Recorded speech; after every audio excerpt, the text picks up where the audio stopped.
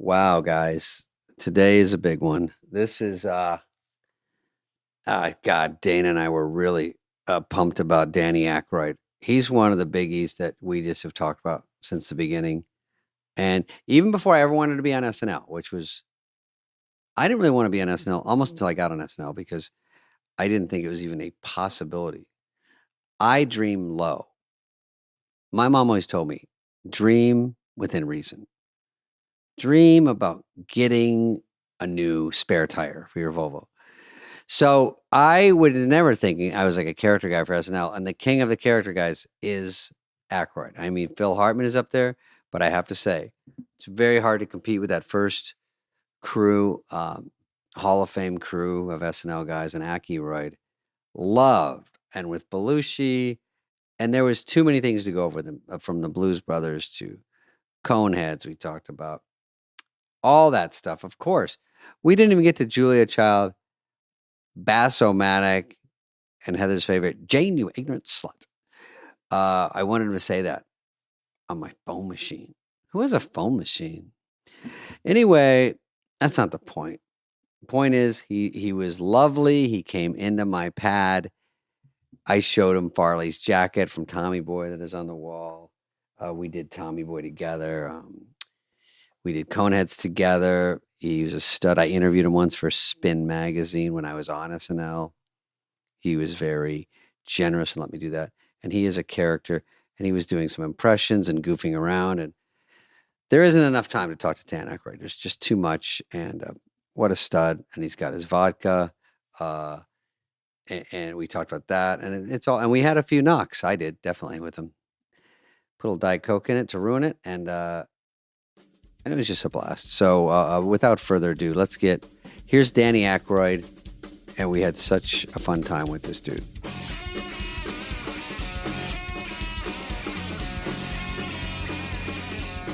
I saw Chris 2 days ago, and he said stay at the Chateau. Yeah. Love Chris. He must love you. He came over and gave me a hug. And I said I was seeing you guys, and he was, He should have been more excited about you seeing us, but that's okay. It's great when you meet someone who hasn't become a superstar yet. Chris? Yeah, and if you treat them normal, they never forget it. If you're just reasonably respectful. He's pretty much of a superstar, though. Oh, yeah. And just, boy, from what I can gather, hasn't changed a bit. This looks like a congressional inquiry. Let me answer some questions. We're sitting on a table like a scene from Oppenheimer. The podcast is actually called The Hot Seat. It's a surprise. Okay, and we welcome Dan Aykroyd to the hot seat. Yeah, Heather, help him with that. Does you know how to do that? Okay? I'll do the side thing. And will you bring Crystal Head vodka? Is that the one? Do you have plain? Do you have any fresh squeezed orange juice in the house? Heather, did you I assume so. Do you have any? Did you ever win an award? Juice at all? Any cranberry or any? You know what we might have is it's not hibiscus? juice. We might have lemon 7-Up seltzer. Is that nothing? No, it's you not don't have really a juice like a hibiscus or cranberry or hibiscus. Yeah, that's all right. Put some ice in there. Yeah, I will. Yeah. I'm just Okay. No. Don't worry about that. No. Oh, But no. it's just if you to sample it pops it better if it's cold. Oh, if it's cold, I'll put some ice in there. Heather, put some yeah, ice yeah. in there. I'll try I'm some. gonna have Or if you guys want So and please let me know so I don't let me know when we're rolling so that I'll do all the politically incorrect stuff now. We're always We don't have to rolling, use it, but we're rolling. But you right? always have editing capability. Yeah, you can We always will tell us. send you the raw tape. So the conversation begins then. Okay. Okay. Well, what you're doing there is you're pouring the Dan Aykroyd. the Oh, yes. mash. Okay, go ahead. Let's Have start. you won awards for this vodka? You want to start? Do you do a formal introduction, or do we just? No. Well, we do have Dan Aykroyd, who's I start love everyone as Joe Biden. Get your facts straight, Jack. That's it. Yeah. And then there was the other president you did so well and so beautifully. Gotta do it. Yeah. You know, that the way that eventually, and it came. It was a slur. You know, there's a Washington. It became not going to do it. Became not going to do it. And in Washington now, there's a slur that is commonly used, commonly for a word that is frequently employed in the trade. Sir. sir. It's senator. Yeah. Senator becomes Yeah. sir. Oh, Sir. It's Sewell. Sewell. Remember Sewell? Yeah. Catan. How genius was that guy? Sewell. Do you remember Sewell? No, Chris Catan. Chris He did the- Kattan, He yeah. did he did Sewell because I'm talking to you now. I'm going to tell you. Right. You know, Sewell, the slur. Yeah. Oh. There's people slur all the time. Yeah. By Joe kind of Peoples, well, slurs. a little bit now. I think a Little little bit. bit. Yeah. Can I do a 6 degrees of separate? Well, I don't Please. think that's the term. I'm in college. You're doing Jimmy Carter on Saturday Night Live. I'm recording it with a cassette and trying to steal, playing at the little teeny club, steal your Jimmy Carter, and was in awe of it. And then To use where? What were you going? in clubs, I was just trying to do what you guys did. You guys were like, to me, like badass rebel pirates. Yeah. I think of Bill Murray and you. Jim. That's so accurate an analysis of us. It really is. Well, I think. Well, we were little. that's- Look at us. We're like little. We're tiny people. But you guys were kind of strapping, all over 6 feet. You would punch a guy or make him laugh. Yeah, but.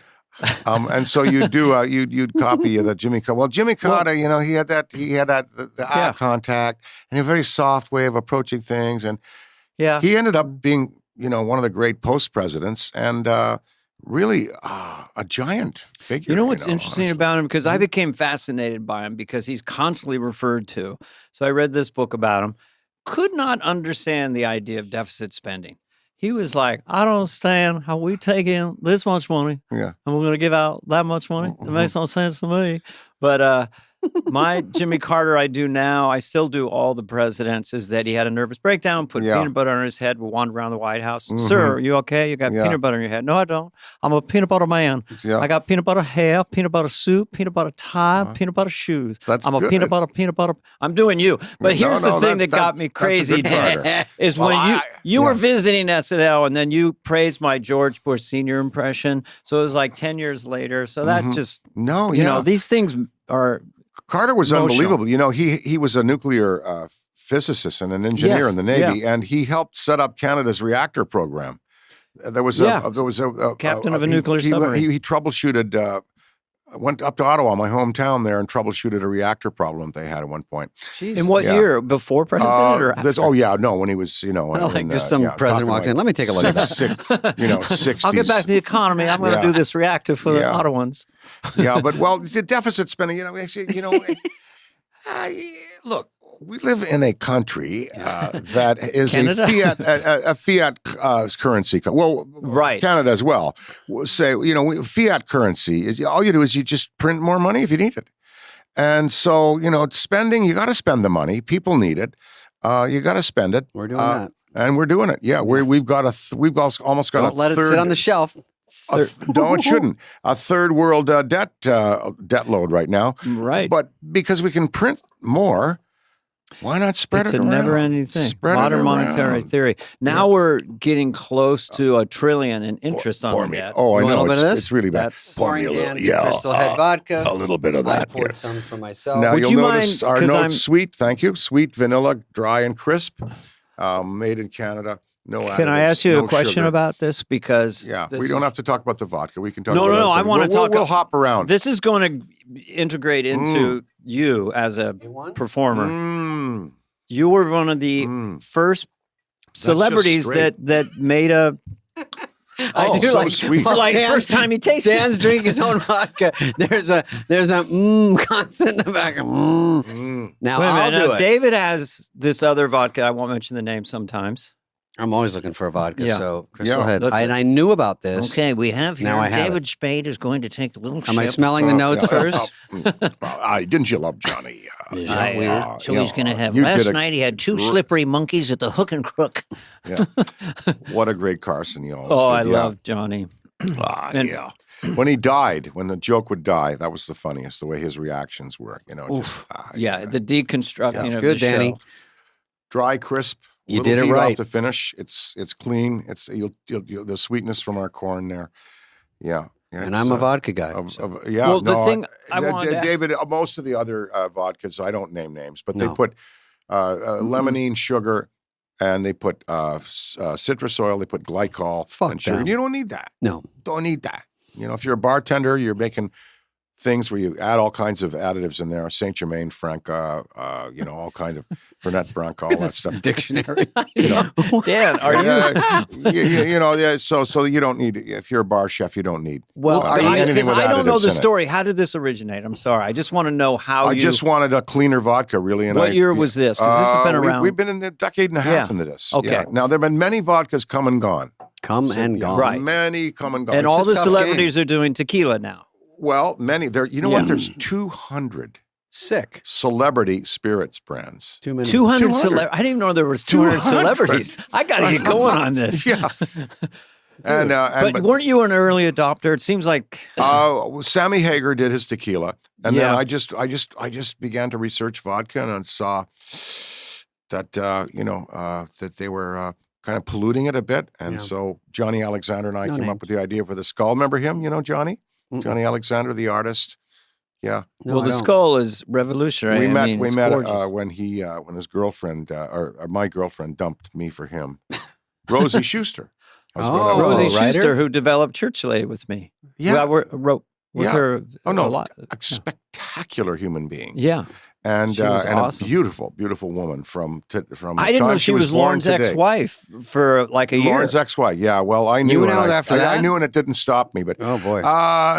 he was very magnanimous. But anyway, Johnny, I got it back because not that I took her away from him. That was kind of over with Lauren and Rosie at the time. But I was with Rosie, and she fell in love with Johnny and dumped me. Gave for you the him. Heisman. And now we're friends. Yeah, now we're friends, Johnny and I. And as Rosie said to all three of us one night at Davis's memorial, she looked at Lauren, she looked at me, and she looked at Johnny. We were all sitting there like crows on a wire at Davis, and she said, "Well, at least you have each other." Oh, we love Rosie. Ah, goddamn. So today we have the vodka company, Johnny and I. We're having a ball with it. great. It's really fun. If you can drink moderately and respectfully, it's a good thing. Now, Danny, are you saying some of these there's a lot of celebrities. I drink Urkel's tequila, which is probably the best one. Urkel? I'm kidding. I don't know. He had No, one? it sounded No, I don't know. real. He probably does. sounded real. It's probably in the works. I've got Felix the cat. no. What you would know, that be? It's a lager beer. Yeah. Felix the Felix cat. the cat. You remember Felix the cat? Yes. Oh, of course. Does he The remember? bag. Do you remember? Elwood Blues is partly based Oh, on. he's partly Felix the He's Cat. partly Oh. based on Felix the cat, the briefcase that has everything in it. Oh my I goodness! love Felix. That's got to be brought back. That is a beautiful, beautiful character. That was one of my first Oh, animated memories. Oh yeah. No. 58, 59. No, Felix is great. Felix the cat. He's one of the Blues Brothers, Felix. Yeah. I mean, my God. She's black and white. Yeah. I know. Yeah. On That's a it. mission yeah. from God. Yeah. Now listen. Dan, now when you do this, you're saying the other vodkas, they have some of those things you're saying that are in it. I didn't know all the words, but they might make for a hangover. The glycol certainly would. Okay. Yeah. So when you have too many things in it, it's not great. Yeah. For that No. reason. No. Of course. Now you get to 8 shots of this, even without the pollutants in there. It is ethyl alcohol, so you got to be kind of. One of our new calm about that. sponsors, I guess, is trying to mitigate that problem.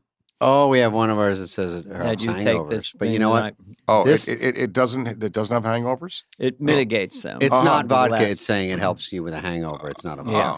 Well, try it. Yeah, try See, it. Yeah. I mean, yeah. Now, So by the way, the sensational. House of Blues, Dan, you don't know Sad. this. You were part of the House of Blues, Mhm. and it was across the street. It's so sad it's gone. They dug up the coolest place in the world, and now it's some dumpy hotel that nobody cares Well, about. Live Nation bought House of Blues in 2007, and How much did they Uh, pay for it?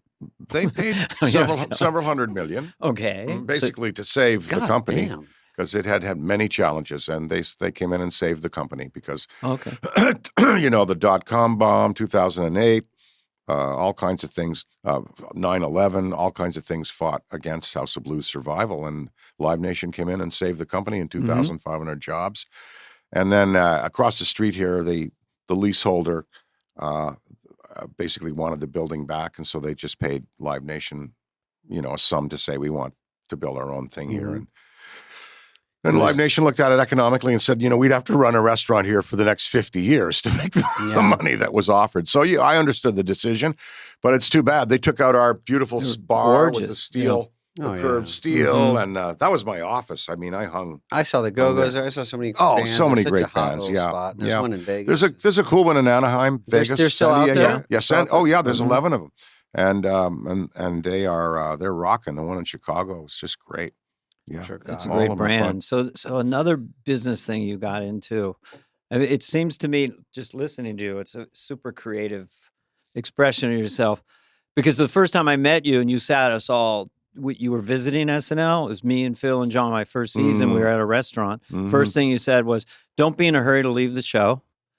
And the second one was just about business and pay attention. Well, it's show business, right? You know. Yeah, but that was, I remembered that to this day. It's always great to have great advisors, and you know, I've any work that I've done that I'm proud of, it's because I've been with wonderful collaborators. Any success I've had, it's consulting people who are smarter than me in many areas, and just the fun of working with just great people all the way through. You know, Murphy and Murray and all of them. Jesus Christ. Yeah, and then and Lovitz, of course, we just think of him as he's, as far as I'm concerned, he's the price of it. He's worth the price of admission to SNL. Generally, is Lovitz. Just that Lovitz was there, you know. Why do you say that? So funny. I don't know where he got that he character is spectacular. I did this thing. It's going to be out in the next year. The World in Six Glasses. It's a documentary talking about all the fluids that have influenced mankind over time, and I had him on there. He came on, and boy, that was one of the most fun. Yeah, huh? I'll do it. Yeah, He's so fucking. Oh no, hilarious. he's Lovitz just is always a lot. You put him in The Wedding Singer, he's funny. Yeah, I've had him in movies. He's great. No, he is. Jealous? Yeah. That's his big one. By the way, hey, I like your glasses. Jealous? Yeah. You mentioned Trading Places, and I mean, there's too many things to ask Dan Aykroyd about. I know. There's not much to ask other than to fawn over things, but Trading Places was one of those movies that just hit us hard, and it was an R-rated movie, and it was so fucking funny. And then you just so I don't want to say did you know it going in, but you know you get to work with Eddie, and did you know him well at all, or was it a gamble to put Eddie in? Nobody. Well, I think you know, he did the Walter Hill movie. The Walter Hill movie, and then Paramount said, yeah, he'd be good. Mm-hmm. And somehow that pairing came together. I didn't know him before we started. Of course, it was spectacular to see that talent grow and what he did in that film. And when I read the script, it was so intelligently written. And I thought, that this would be a great thing to play and have fun on, because it was certainly different from, you know, anything I'd done before. And then Landis directing it, because we made a couple of things together. So it was, you know, all the cylinders were clicking. Was it kind of like a 30s screwball comedy in that sense? It wasn't, you know, it was in a so way. fun and easy to watch. It was written by a pair of writers, Weingrod and Harris, and they wrote it and corresponded, I heard, by fax machine to write it. And I believe they did one other film, but that was certainly their most famous and well-known one, and so well done, and you know, well directed with great actors in it. Yeah, that's a AAA. I'm proud of that one. Jamie Lee is spectacular. Jamie Lee was so beautiful. She's and a we force were in love of with nature. her. Everything was working, and you eating the salmon out of your beard. I mean, I don't know if it's an ad lib or what, but those are the texture things in movies where they stick with you forever. I think that was, I have a beard on, I see the salmon, I'm going for it. Yeah, there's you know, you come into the set, you know, you're looking around, stuff you can use all the time. You know, we're desperate. How do I fill it with business? So I have this the beard, and I love, there's a salmon, like, oh yeah. Well, I don't know if it was scripted or not, but I kind of remember it being spontaneous. I'm going to pick it up. Beer haired it. I'm going to go for it. But that's great, because you look at scenes and I almost forget that you know, we did Tommy Boy, and same thing. You look at a day's shoot and you go, is there anything funny here? There's a clip on with Farley. We're like, in the night before, we're like, hey, can you guys give us a clip on just for one laugh so we can, it's all about brake pads. It was hard to make it that everything funny. That reminds me of that. You get there, you see a salmon, you see a beard, you want to chew the beard and Landis was generous with that. Yeah. Oh, no, about just grabbing things. Oh no, so he was smart. No, he lets the performer go. You know. And you mentioned Farley, of course, dearly beloved, you know. Of course, we love him. Mr. Aykroyd. Oh. Could he be more in love with Dan Aykroyd? It's unreal. I don't think so. I think he was man, Coneheads. Yeah. And he was in the Coneheads. He played the beautiful part. Oh, he was good in Coneheads. Yeah, he was great. Oh, yeah. You know, when he was always would do stuff on the set and he'd move his head and we're like, that's Aykroyd, that's Bill Murray, that's Belushi. But the sweetest guy. Oh, Just yeah. a sweet man. Yeah.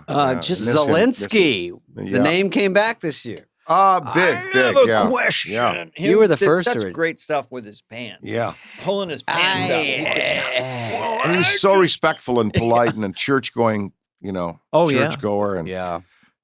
That, We had a very blast on. Catholic. We had a blast on Tommy Boy. I remember one night when we were in like I think you were showing us. Is that where Rob Lowe gets hitting the balls? I don't want to give the whole movie away, but when we're in like we shot like 24 hours and we had some factory in Toronto.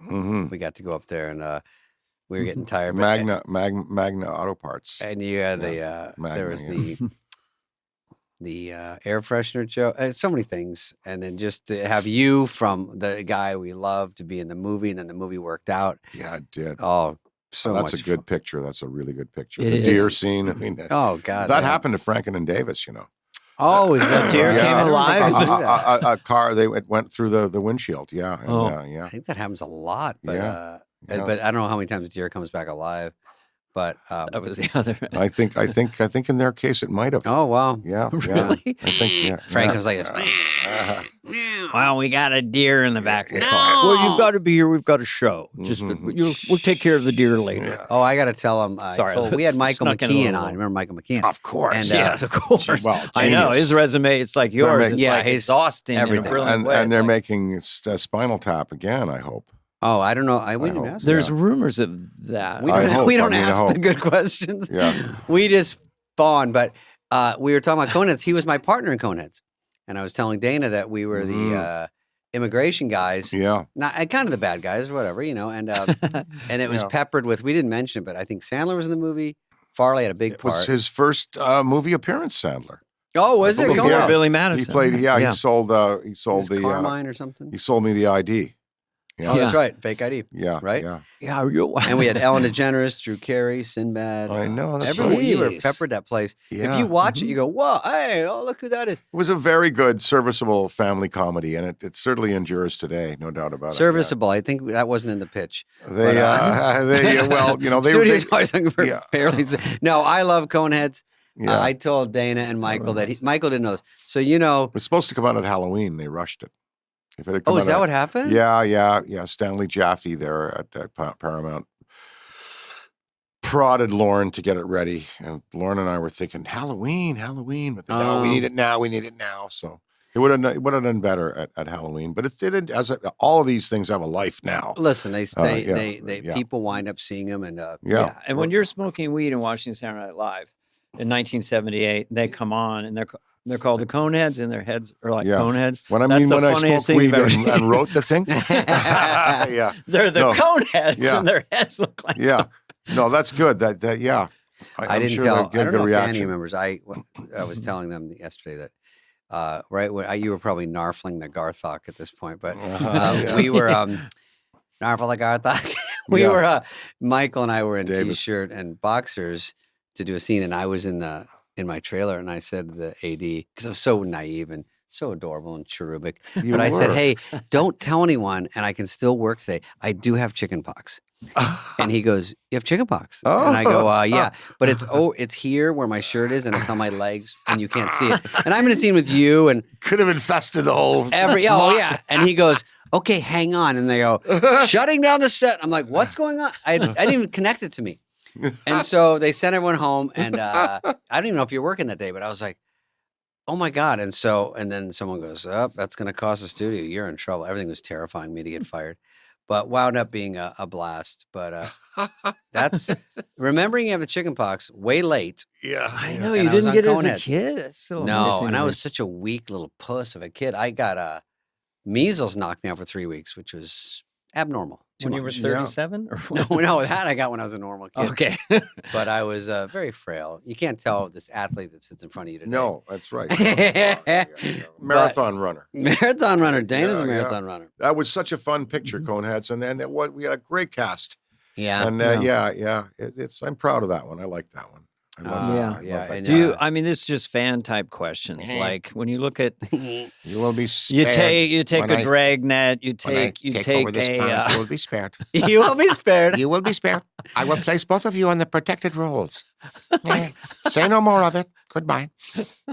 Remember, I was behind Dave Thomas at the end. They brought me in for an extra Yeah, scene yeah. because there will be, and I go, it's Yeah, too bad. that was so I was just good. mocking everything he said. I just said whatever. You were I perfect. I Conehead. turned and went with the Coneheads at the end. So this you can order this on Amazon for like Shit, $3, Coneheads. right? For just people Just to listening like now. drink when you see a Were celebrity. there 2 Conehead movies or just one? Just one. Hey, listen, I would do that character in a second. In fact, I have a story idea, but I'm too busy now.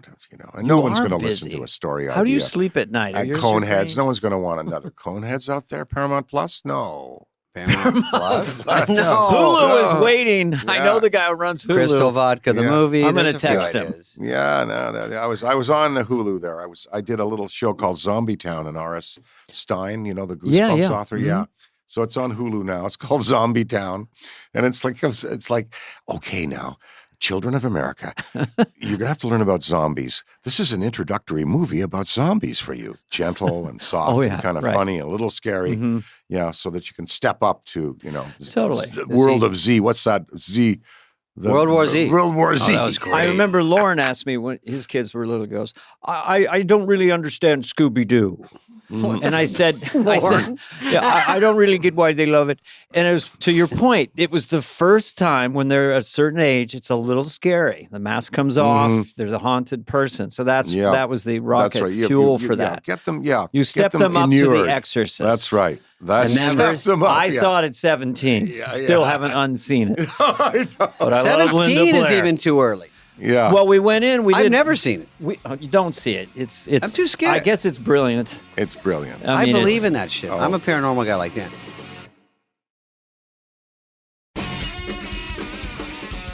Dan, you believe in UFOs. I Well, believe that they're I real. just I tell know them. they're there's- real. well, Yeah, everyone believes in UFOs. It's just where are they coming from is Yeah. the only. But of course, there's. I know they're real. You can be a skeptic and say, oh, well. I'm not a skeptic, but I do real. have a question for you. Where they're coming from, all different species. There's probably dozens of them. Do they come from the ocean? There may be bases there. And go Oh, ahead. I love Okay. it. No, I no, just the tell me if question there is, are. but look, I'm totally because whenever I'm thinking about supernatural stuff and Yeah. I always go, we're here. So the greatest supernatural thing is that we exist right now, talking here. How do we get here? What are we doing here? So I'm open-minded to all of it. What I was curious about the United States Air Force, that the sightings of the UFOs seem to be stuck in kind of a black and white, herky-jerky 1950s motif. Yeah. Can't they get more sophisticated cameras on these suckers so we Yeah. can really... Well, there's more footage coming out, and it is all governed now by the new office at the Pentagon that handles this, and that is called the All Domain, because they go in water. They fly through water at 1,000 miles an Spade hour. said that. So space, sky, water, all domain, anomalous, you don't know what it is, resolution, because they have to resolve. They've got military craft and so they equipment can- being exposed. So it's Right. the all domain anomalous resolution office to figure out what they are. And so that's, we actually have a Pentagon department now that's working on that, or a branch that's working. And, all those sightings will be brought in by the military and brought in by civilians and analyzed there. So it's real. They're there. Again, your question, who, where are they coming from? Why? I think a lot of them are just tourists. I think it's not Well- as scary a little bit because and I'm scared of them, even though I do. Is 100% it dimensional? Well, go You ahead. should But I be. think they would have done whatever they're going to interdimensional. done. They're Yeah. already here. They've been here a million times. Mhm. They can take us out if they want. That's why I Yeah. feel a little easier. They're But if not. saw I 'em, don't think they're a threat. However, I will shoot one. No, I'm kidding. if you talk to some of the aviators down near Marina Del Rey with the fire department, the police department, the sheriff's department, helicopters and such, they see them all the time. I know. And they seem to be bugging them and flying around and like challenging them. I Do you wouldn't- I feel in a wouldn't way, poke the Dan, that you were bear. ahead of your time in a sense? Because You now it's going were. more mainstream. Yes, you were. With the Pentagon, and it's more acknowledged. And you've been talking about it I've seen for a while. 4 of them. And my Oh! We've mother... seen 2 here, unidentified comedic objects. Yeah. So then, And my mother saw Stella one. and You See, that was why I got interested in it. My mother saw one in 1947, and she worked in the aircraft production ministry in World War II in Ottawa during the war in aircraft production for the fuselages on the Hurricane. So she knew aircraft, and she said in 1947 she saw one on the Spark Street there in Holy Ottawa. shit, they're going to About 70, Ottawa now? Yeah, Back then? they were. Yeah. They kind of they're buzz going, by they're and go, going not everywhere. much Yeah, I don't crack in think here. they want a formal relationship with us, but they will take advantage of us using They're their flirty. superior technology. well, do you have any sense of being connected to 2001: A Space Odyssey? Just the idea that we were seeded here by an alien race still seems a fascinating. Yeah, you know, one of the potential. favorite movies of a lot of people at NASA is the movie that was made, Mission to Mars, with had the face on Mars in it, and the that theory was with Gary was Sinise? Yeah, I think so. Yeah. And Mission to Mars. It wasn't the one with Matt Damon? Matt Damon. That was no, later. no, it was the the one with Martian. Gary Yeah, Sinise. this postulated that we were seeded here, and there was some help. Right. Was there From was some Mars. help, Yeah. and so a lot of NASA personnel see that as a kind of a viable concept, from what I've what I I don't understand. love what I've it. been Well, of told. course, and everything's on the table Yeah, unless it is, someone yeah. has all this figured out. Have you seen any aliens? Because they have pictures of them. They have, I never seen. but a you being. know they're out. You know that people have seen pictures. Yeah, sure. No, all kinds here's of how they different sound. shapes. And you know my poltergeist or whatever you call them experiences that are Yeah. I You don't know. really went through that. Yeah, and it Well- was annoying to you your experiences. It wasn't something you enjoyed, right? It was. No, what? well, the one that was there's many were- of them, but in yeah. this house we have up in Northern California, it was built in 1912. There's 3 bedrooms upstairs. My son was in 1 bedroom. He was the older brother. And over time, he had a lot of waking dream states or nightmares. And he Mhm. moved into his brother's room just organically, the younger brother. Mhm. And so one night, and I didn't know what white noise was at this point, Ugh. believe it or not. He just had not, it was the Terrifying. 90s or whatever. So he had a boombox in the bedroom he'd left. So I wake up to this like a FM radio between Crap. channels, right? Yeah. I'm going, why is everyone sleeping? Wow. So I walk around, and by the time I get in the room, I don't hear it. But it was not a waking dream state. It wasn't like a nightmare. It was just like, what the heck? And so that room, I also had when I slept in there once because company's over, I had an experience there. But I've become less afraid of it because if it starts to happen, I just sort of go with it now. Yeah, You know? well, it happens to millions of people. Hans Holzer, Holzer, he was the great Ghostbuster, and he has a great number of books upon, dealing Mhm. with all of the things that he dealt with in his Yeah. career. Is Yeah. that how Ghostbusters started? Is you just got into all that? Well, my family was into it. My great-grandfather was a spiritualist researcher, and all around the house, in the cottage there that we had in the summers, which was the summer house where he lived, it was full of journals and books and his writings. And so I was sitting there flipping through a journal from the American Society for Psychical Research, and it was an article on quantum physics and parapsychology, and I just went, okay, parapsychology, quantum physics, the real terms, the real vernacular, the real research that's being done, marry that to an old-style comedy like Abbott and Costello, Bowery Boys, Yeah. Bob Hope, and Bing Bing Crosby. Bing Crosby, who did ghost movies. Yeah. In fact, Hold That Ghost, I think, is a movie with Jerry Lewis and Dean Martin, and it's the first use of the term Ghostbusters. Somebody asks Dean Martin, "Who are you guys?" "We're Ghostbusters," he says. Oh, they Yeah. oh, Where does it wow. go? And by the way, just Ghostbusters. as an aside, We're Ghostbusters. I want to tell you. he what- says, yeah. Sorry. So that was the first use of the term, and there was a great tradition of ghost movies in Hollywood. I thought, let's marry the real vernacular, the real science, the real fact that people are seriously into this research with an old style comedy. Now, as an aside, that movie Hold That Ghost with Jerry Lewis and Dean Martin, Jerry Lewis does a walk down the stairs in the old castle set that it defies physics.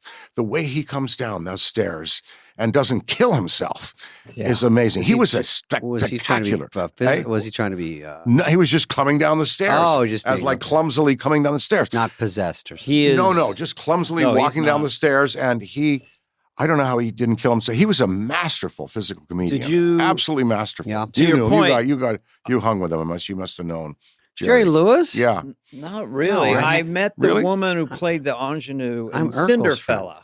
Oh, yeah. The Cinder fell. And then I went and looked at a scene on YouTube of Jerry Lewis. There's a centerpiece where he's dancing around with the stairs.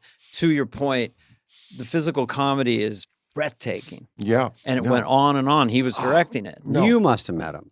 I did. I talked to him on the phone. Schaefer hooked him up on the phone with me one day. And Jerry and I said, Jerry, can you give me a ngang? Give me a ngang. And he on the phone, I'll never forget, over the phone, I heard, it all comes from the Jewish Yiddish theater of the Lower East Side, the Catskills, all of that humor, the nyang, the shoulder take, the spit take, the fork drop. Have you ever, the fork drop's wonderful. You're sitting at dinner, somebody says something and bink, the fork. That's all comedy from the Yiddish Lower East Side. Do you know that there's a wonderful expression for your show in Yiddish, the fly in the wall? And it goes, it's the flieg auf der Wand. That's how you say fly on the wall in Yiddish. Fliege auf der Wand. Let's get this so we have this for our promos. Yeah.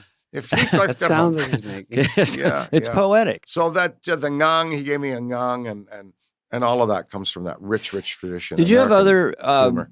like heroes? Like, did Cary Grant ever reach out to you, or other super in the 70s when you guys were exploding? Because Tim Leary and Davis were Timothy good friends. Leary? Yeah, Timothy Leary and Davis were great. And I bought Tom him. Davis, I bought him, Yeah, and on our friends, I bought the last steak dinner that he ate before he died at the Marmont over there at the And what'd you restaurant. put in it? Really? It was already taken care of. And now everybody's doing it Yeah. for mental health reasons. Timothy Leary. I met Jimmy Hoffa because I was Whatever on- happened to him? That's a big one. Yeah. Giant Stadium? That's the last I heard. That was yeah. Well, you saw that movie with What's Al that Pacino in noise? that. Met him. Heather's Rat at on that. ice. Lauren Do you wanna Bacall, pick I that worked up? with her. I worked Just with take Jim that. Garner. And, he's Jack a very- Lemmon, I worked with Oh. Jack Lemmon and Jay in a movie called American President. Oh, and Lauren Bacall was in that. That Pete was Siegel. wonderful. Was that Pete Siegel? Yeah, Pete Siegel. Yeah. And work with the all great veterans like that. Yeah, that's what I was Oh. curious about. Lauren I Bacall, assume you too. intersected with them. So neat, so neat. And It's something special. When you left SNL, was there? So Chevy came. We had Chevy on here. He was perfectly bananas the way we wanted. That's amazing. Eh? Yeah. He was. yeah. We're He so was mad we didn't nonstop. film it. It was so funny. Yeah. He was doing shtick and stuff. No, his Sticks Nonstop. and stones. His work with his fingers. If you never saw any other part of him, the work with his hands.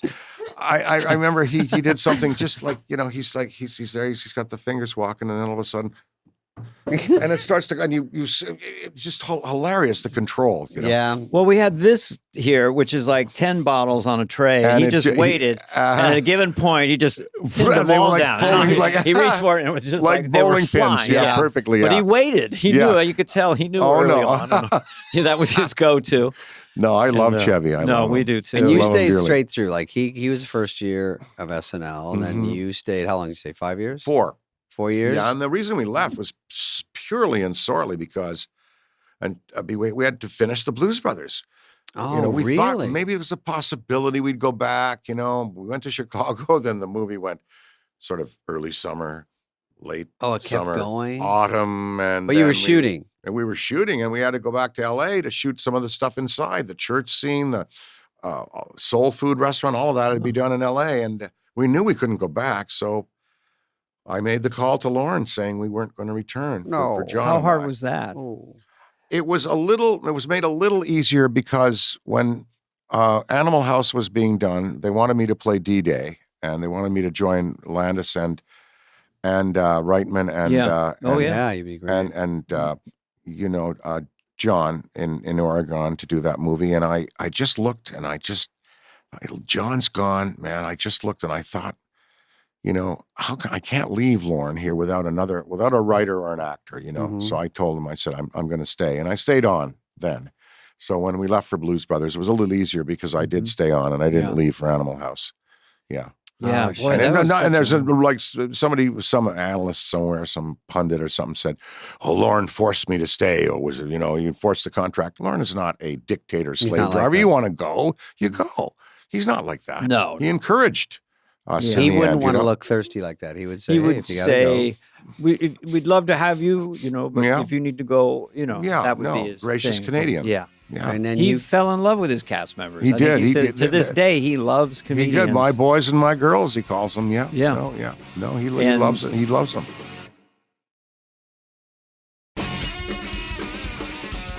When I came in '86, because he'd had that 5-year hiatus, Mhm. constantly references to you guys.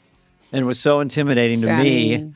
And it was like, Danny did it, because Billy. I'd come up with an idea. Well, Danny did that season 2. And like, No. Chevy believes. But you guys are the originals. of And that. so there is only Billy, the- Chevy, Danny. Yeah. never the last name. Never said Yeah, Dan yeah. Aykroyd. Never said Paul Simon. Never said Paul McCartney. And look how the show's going now. So current, so relevant, Extraordinary. Always and works, so yeah. extraordinary. Yeah. When you did Blues Brothers, which is one of my all-time great ones, and I know you opened for Steve Martin at the Universal. I heard that's show of why the there is a century. Blues Brothers, because John recorded the record from there. Goddamn. Yeah. When That you was- how do you get Carrie Fisher? Was she Star Wars or was she? How or did was they it get right her to be around? my the- girlfriend, you mean? Yeah. Oh, She didn't let's do- get into 'cause the she Dan didn't do a Aykroyd lot. love line. No, well, because It wasn't the Barbie part for her. she you was know? good friends with John and good friends with Penny Marshall and John, and It was a whole. she was Penny's buddy, and we just asked her to be a part of it, and she was a part of it, and then we fell in love, and we almost got married. We had blood tests and rings exchanged and everything, and I was ready to spend the rest of my life with Carrie, and after we wrapped the movie, we got into a Lear 24 with John and Judy, and we flew to Martha's Vineyard. And we flew to this house that Judy had bought me in the vineyard to be near John to plan future projects, right? Mhm. And I said, Judy, just buy me a house. I don't care what it looks like. It was our first check from Atlantic Records. And she bought me a house and said, you're going to see your house tonight for the first time. And you're bringing Carrie home. So I brought Carrie home to this house I'd never seen. And it's night and the fog is like down and low. And we go in and walk in and they flip the lights on. And I could just tell that it was not to Carrie's design sense at all. It was a mid-50s, a lot of modern furniture, very, Eames chairs and stuff. And so that night was a difficult night. And then in the morning, I heard her talking to Paul Simon, her boyfriend at the time before. And I could hear her talking and hear, well, I'll be there and I'll be in New York tomorrow or today. And I thought, oh, she's leaving. So I said, Carrie, the view is supposed to be beautiful in this house. You should stay. No, I have to get back. I've got to go back to Paul. I've got to go. I'm going back down to, please take me to the airport. Nothing rancorous or very amicable. We thought we were getting married. So I drive her to the airport and get her on a plane, kiss her goodbye and say, I'll see you soon. We'll hang, I love you. I love you. And she flies off and I drive in the Jeep back to the Martha's Vineyard house.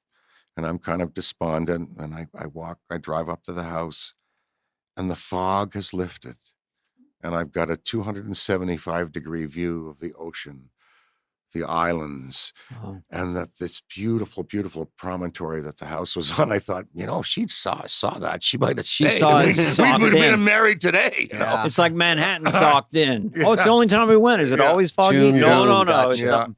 And so, Wow. that meant, but we were good friends all the way right to the end of her life, of course. And Blues Brothers, I think it's one of those where a lot of people want to be around funny people, and she's like, and she's a big star, but it's like, And hey, funny herself. Yeah, I mean, it's- hilarious. Yeah. Brilliant, she's brilliant great woman. in that.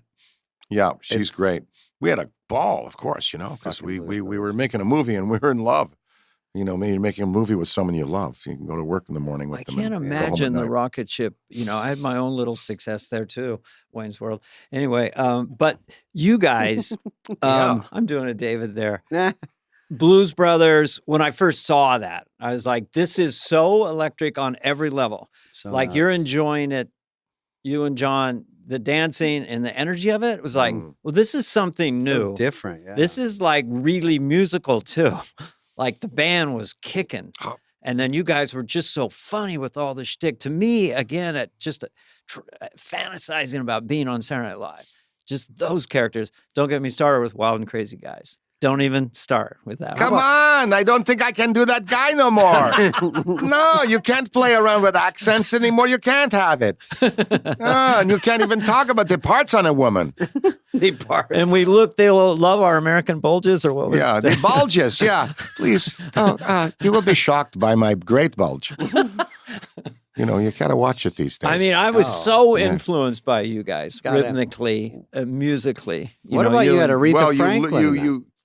She was. You had Aretha. I think that is one of the greatest. She was That's the one you're talking astounding. about inside. She looked so cute in that waiter's outfit. She's she didn't want to wear the waitress's outfit. No, I can't. And then she's Deborah great. Nadoolman, Landis's wife, the designer, designed this beautiful waitress's looked outfit that great. made her look great. Yeah. Yeah. She was. It was even sport, man. funnier that she had that. So supportive of us all the way through. She always was, and so was Ray and everybody. Yeah. And John Candy. Yeah, we had another Candy was legend. In it. Yeah, and then we had Cropper and Dunn, who were Otis Redding's guitar players, so that made it happen. Now I still play with Jimmy, John's brother. We go out and we have an active concert schedule. We go out with a band that we got here from California and Texas that we put together over the years, and we got a couple of gigs coming up. What's more fun than that? The music, nothing, right? and With the music. hear that guitar and hear that just the organ and moving. I've got 78% of the moves left, so That's pretty good. Yeah. Last week it was 80, but declines. Yeah, I'm in the low 40s. I don't know. Yeah, it's not all clicking. Or it is clicking. God That's the damn. problem. So you're going along. There's Trading Places. There's Blues Brothers. There's all these stuff we get on Saturday Night Live. Yeah, and then so fun. What's Dan gonna do now? And then I don't know what the trajectory was, but then Ghostbusters was like probably equivalent, inflation adjusted, almost like Gone with the Wind or something. It was like 300 million in 1984. That's right. So like it was 300 million now, or $1 billion. Oh my God! So what? Titanic. And you thought of it. That day at the farmhouse where the seances took place, where my great grandfather had seances from the 1920s and that. And I was sitting there reading that journal, and I just thought, old style Abbott and Costello comedy with the real science, marry it up. It's brilliant. But who's the first person you told? Well, that would have been Bernie Brillstein, I guess. Oh yeah, Bernie. And then, I love it. And then Ovitz. And then I turned a draft in to both of those guys. And then we went to Ivan, and Ivan got it, how it could be fixed and made what it was. You wrote it fat, right? Well, I not so much lengthwise, but it was a little darker. It wasn't the movie you saw, but it certainly had all of the stuff in there that became the movie. All the elements were there. And then Ivan looked at it, and then Ivan said, "Let's go to Harold." And Harold looked at it and understood what I was trying to do here with it, and then we decided, what do we do about cast? Well, and Harold and Ivan looked at each other and said, well, if we could get Murray, we will give it to Murray. I mean, and so he carried the ball for us. He was the master of those lines, those throwaway lines. His style, one of probably the greatest comedy romantic lead of our generation, and maybe many. And him and Sigourney Weaver. Yeah. Very cool. Beautiful. So brilliant. Beautiful. Together. It all came together. It was just magic when a film works, any film. But when something like that's old and new, and then just connects so strong. I remember going to, it was like Jaws in a way. Huge lines, theater packed. Oh, yeah. It was a cult phenomenon. How fun to have that hit.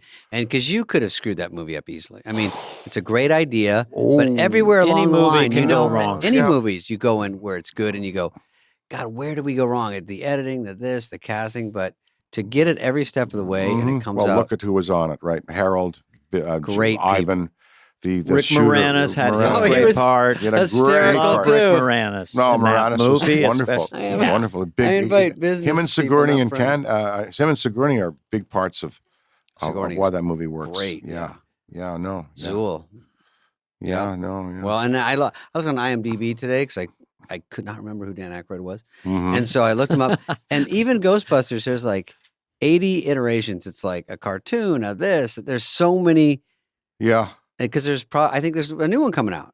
There's a new animated cartoon that they're working on. Okay, right now. but Yeah. is there a movie or not? Isn't I don't know what the Jason status is Reitman? with strikes and all that. They're telling me not Strike's strikes over. movies. Is it really? today? Yeah. Today. Well, then in March, Ghostbusters, Frozen Empire with McKenna Grace, Finn Wolfhard, Billy, myself, Ernie, and Patton Oswalt. Thank you very much, and Paul Rudd, Oh, shit. and Carrie Coon, and You've already got a cast. we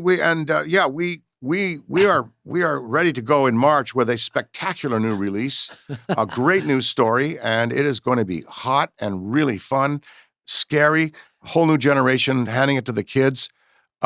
Really excited. We completed it in England, and it's going to be coming out in March. Oh, so you did do it. It's over. done. Oh, It's done. It comes out in March. Tweeting I them, just or- couldn't talk about it till this instant. I fucking love read it. about this, and then I thought maybe something happened. We have a yeah, it gave me that blank we have a stare. I'm like, scoop Ghostbusters. right You're now like, on, I go, fly on the wall. Am I Attention, wrong? it's our first real scoop. It I is. know. I'm Too bad telling this you, comes out in 2 I'm years. talking about it for the first time in any media right here. yeah. Okay, so you have Paul Rudd, you've got Kelly, and Patton Carrie- Oswalt. Yeah. Finn Who is from Patton Stranger Oswalt? Things. How about Hysterical. that as a Yeah. genius? And a great comic actor. Oh, yeah, Serious actor, too. Yeah, he is. Yeah. Great delivery. Yeah. Always, yeah. Any So, name ghosts? We got the Tic Tac ghost from the Navy video. What's we the got plot, a Dan? few. Oh, yeah, what's the plot? Yeah. Or can you tell us? Leave us to say that, an entity is found in a psychometrically charged object. Too much. Thank you. Yeah, that's all. I figured the whole thing out. Okay. Yeah. I love it. I'm Oh, no, excited. it's good. And It's it's really Jason good. Reitman? I'm Or going to no? do a pre-order right now online. Gil Keenan directed it, Jason's partner. Oh, I love it. Jason did Second Unit, and they co-wrote Great it guy, together. Jason. And, of course, the kids are wonderful. Oh, yeah. McKenna, Finn, And you're a guy.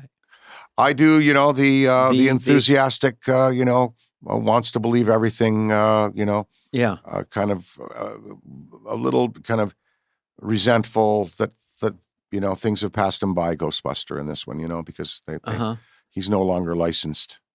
You always have that skill set of putting a lot of words together, really, like that is true. like as a comic concept, But that is that something you did as a kid? It's like my mother Danny was Kaye French or Canadian. My something. mother was French Canadian, and I grew up okay. around French Canadians. And French Canadians, they speak very fast like that. Ils parlent vite comme ça, non. Viens ici, là.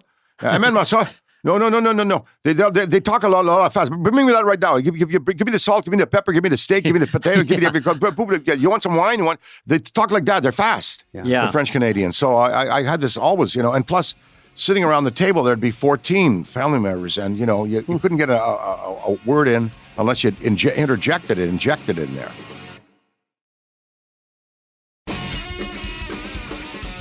So how did you go from like a 14-year-old, 15-year-old, and then were you on SNL at 21 or 22 or something? Well, I was 23 the so first young. year. Yeah. So just quickly, I mean, for your Second City at 21 and 22. What, your late and teen Lorne years, high Michaels school? at 19. I worked with him on a CBC special at 19. And his up show, and- yeah. Heart and the Hart and Lauren Terrific Hour. You were on that. It was on an Terrific offshoot of Hour. that. That's right. So you were like 18 or 19. You're on television on in 19. Canada doing That's sketch right. comedy. That's right. 19. Okay, it's called yeah. a savant. Yeah. Well, it was called. An early adopter. It was being steeped in improv. My parents sent me at 12 years old to Ottawa Little Theatre improv class, and so I was already doing it sort of back then. It came to you. It's like Larry Bird. He said when he first got a basketball in hands, he said the game came to me. So it just came to you. It was. And then you worked your ass off, It was, of course. Well, I was encouraged to pursue it, and it was fun to do improv and that. Yeah. And then at Second City, I was learning all the techniques over again that I'd already known at 12 and 13 years old at the Little Theatre improv classes. Yeah, so started early, It seems to me that in your part of this, we're talking to Michael McKean and, the Beatles and all the music of the 60s. Yeah. And then the trundling along with Peter Sellers. And then you all kind of knew each other from 70 or 75 or, it's very interesting because you were like the Beatles of comedy to me, the SNL cast. Well, you had the Lampoon crew. You had, Chevy, and you had Chris Guest and Harry Shearer, and you had Johnny Belushi, And then you had the Gilda eventually, because Belushi stole her away there from Second City. Then you had the Canadian crew, Levy, O'Hara, Candy. myself, Candy, Moranis, Thomas. Yeah, that was so there were SCTV. two, and then and the Venn diagram kind of crossed, and some of those people ended up working with each other on various things. But I think my the first time, like for us, like getting interested in entertainment. Okay, I'm in grade 3. Now, what the hell? In grade 3, I'm like, I'm 5 years old, maybe 4, no, 5, 8. I'm grade 3. So I go. You're 17. No. I was young. I was 3 or 4 or 5, I guess, in grade 3 or something. Yes. So what happened? And so they were doing an Irish St. Patrick's Day concert, and they compelled me to learn McNamara's Band. You know that song? Da da da da da da diddy. Oh, Hennessy, Tennessee, tootle the flute. The music was something grand. Little Wayne. I've never been something. I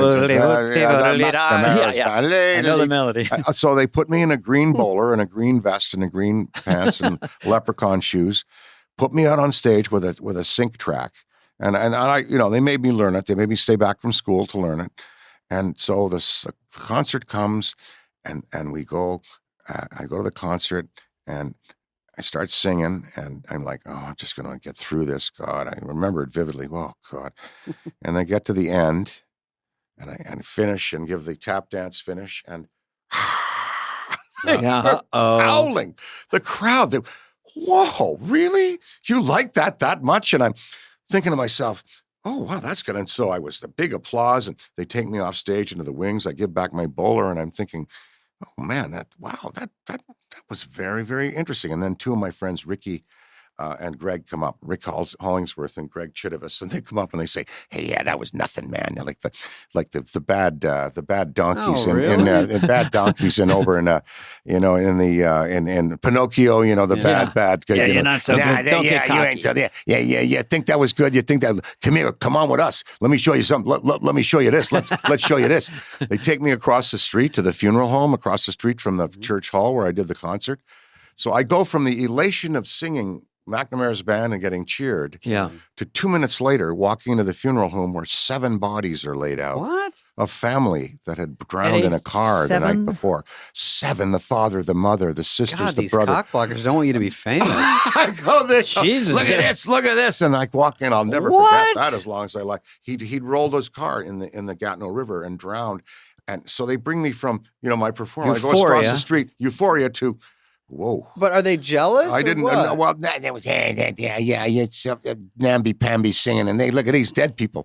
So they go over, and there were the 7 on a baby coffin, too. Jesus, great crew. I didn't do any jigs for years and years afterwards. That turned me right off any kind of performance. That's a true story. Isn't that weird? Oh, wow. And then it's horrifying. 7 bodies, the family, and all beautifully preserved. Never forget the dark eyebrows of the mother and father. I'm still processing this story. The baby outfit, it's so killing, it was, and then you're in the exhilaration, and at age 5, 6, They 7. ruin it. They want to. They ruined. Yeah, so I didn't dance or sing for years afterwards. Weirdly, my first gig was in a funeral home, but that's a whole other story. David, I played a dead body. In that scene. No, you went on SNL, so you get there. What's your first big sketch that works? Is it just the very first show, or is Bassomatic? The first sketch that works was the one that Garrett and I did as home invasionists to prove to the homeowner that their house was vulnerable, and so we break into their home to prove it was vulnerable. Yeah, and then pitch them on an alarm system. Is that first show? That was the first sketch I was in. Yeah. First show, yeah. And that was the Wolverine one? A cold opening was John and the Wolverine with Michael O'Donoghue. Oh, my God. And then we had the home invasion sketch, You were after the monologue?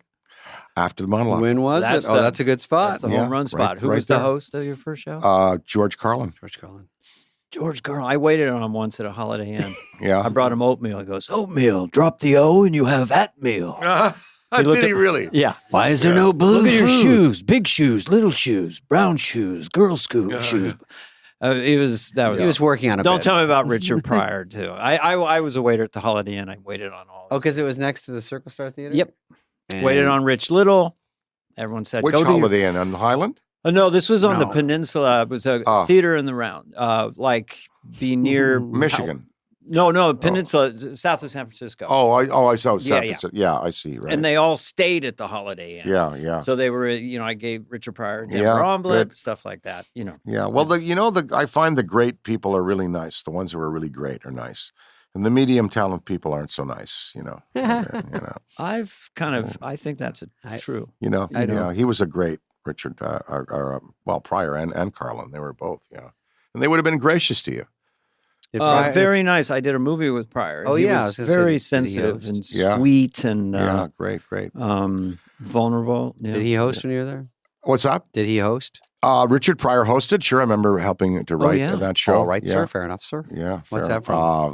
That's right. Yeah, Tom. Yeah. That's Tom I Snyder. think I was doing Harry Shearer doing Tom Snyder. He did a great Tom Snyder. Oh, really? Outstanding. Tom, everybody. I remember saying, Yeah, I he's love got a Tom really- Snyder. I was a kid. I didn't even know. Dan, I'm so young. No, I'm not. But I was watching it going, I never thought of being on Saturday Night Live. I just was, every kid loves comedy. And I was like, Yeah. oh my God, and that's Tom Snyder. I was just starting to get why it was so funny. I didn't really get the depth of how funny it was. I'm like, that's like the guy I just saw. And it was so good. It was like that dumb little studio and it's little lighting and you have a cigarette and all that stuff. I mean, Fred Garvin, was his name Fred Garvin, male prostitute? That's right, little lady. Say for the lady? Yes, little lady. There Well, you go. the name is funny at the time. Fred Garvin. That just sets his Male title, prostitute. and he Yeah. announces himself that way. But the copycats and Rich Little in that generation, Frank Gorshman, and Gorshman, those are the yeah. shows I was Yeah. watching. And I Flip love Wilson. those impressionists. Rich Little, Yeah. Fred Travalina, Yeah. Oh, that's Gorshman, right. Yeah. extraordinarily gifted. Yeah, they were great. and that was like magic to me. But when you guys came in and did them in a different context, it was just postmodern. Yeah. It's just. A lot of great impressionists on the show. Hartman was spectacular. Phil Hartman. And we've referenced you and Phil. There's a connection, personality wise. You both have so many interests Yeah. outside of being quasi effortless performers, and then would go read these journals. He was a pilot. Yeah, he's a pilot. Yeah, he was yeah. sailing. He was. Oh, I more- loved him. and I he loved was- him too. He was wonderful. You did yeah. Bilko with him, right? Yeah, Yeah. that's right, Oh. Steve. Yeah. Martin. Yeah, here's to Phil. Yeah, Oh, and here's God to rest his Phil. soul. Chris, John. And a Hello, lot to John. be thankful for at this time of year, Thanksgiving and Christmas. And the old vodka there in the Skulls is available in stores all over the nation. all over the if you world. want to, if you want to get a coolest a gift bottle out to you'll friends, ever well, see. it makes a great gift. That's why I'm on this kind of little tour here because it's gift giving time of year, and we want to remind people that Thanksgiving and Christmas there's a gift you can bring home, and everybody wants to get ahead. That's right. Get a sec. head or get but where do you ahead. get it? Is there a website? Is there? World Wide Web, crystalheadvodka.com. Crystal It's Vodka. in most liquor stores across the country, Yeah. chains and otherwise. Yeah. Crystal Head, and I think it's got a pretty big brand name. Yeah. I think people really are aware bottle of it, but it's is- always Well, good to we've got a stir lot of the room pot to because grow. there's a lot of A lot of room people- to grow. So, yeah. see. The bottle should be on your shelf if you have liquor. It just It looks should cool. yeah. It tastes good. It should be on every bar Yeah. in the And world. Crystal Head, just in All right, just we're a getting few there. seconds before you get out of here. How'd you come up with that name? Well, it's based on the legend of the Crystal Heads, which From Indiana Jones? was referenced in the Indiana Oh, Jones movie. Ooh. And Okay. they made a movie about it. In fact, we were developing the concept kind of right in parallel. And I find out that Steven's doing this movie about Crystal Heads. So I actually called him to take a meeting to tell him, we're not copying your enterprise Oh, here. okay. We started at the same time, and it takes 2 years to build a project like this. And Mhm. so I said, when your movie comes out, we'll be out on the marketplace. We'll have been out a little before, but I explained to him that and it wasn't kind of a plagiarism, and Right. it wasn't really. Crystal had there were 13 of them. What if he stole it from you? I don't know. The lead time doesn't work out in Okay. terms of like when both projects came to fruition. But the Navajo, the Aztec, the Mayans were supposed to have had these heads, and they were used for crystal balls. And so we decided we were doing this vodka that had no fluids that were pollutants, glycols, sugar. lemonine, clean. And so we wanted to sell the idea of enlightened, purified drinking of beverage alcohol, and this was the perfect package to put it in. Yeah. Very creative. Yeah, it came from that. I have one more question before this young man takes off. During that, when you leave SNL, you did a lot of big movies. You probably got offered some. Any ones that you wish you did, or is there movies that you got offered other than James Bond? I would have liked. Spies Like Us. I don't. Oh, Spies Like Us was so fucking great. I don't know that I was offered anything that I turned down and it became. I don't think so. No Honestly, regrets no. where you go, oh, No. I should have done that one. Spies Like Us was unreal. That was you and Chevy. Yeah, I did. I did audition for things that I didn't get. Oh, the People versus Larry Flint. Really? I auditioned for the part of the lawyer played by Edward Norton, okay. and I auditioned for Milos Forman. And I read it a couple of times. I auditioned- Don, do you work with him? I auditioned for Amadeus. Oh, did you? Yeah, Don, stop acting. Oh, really? Stop acting. He goes, stop. He was too bored with me. I don't know if he no just way. said, I I was gonna think get we're that. ready to move on. Yeah.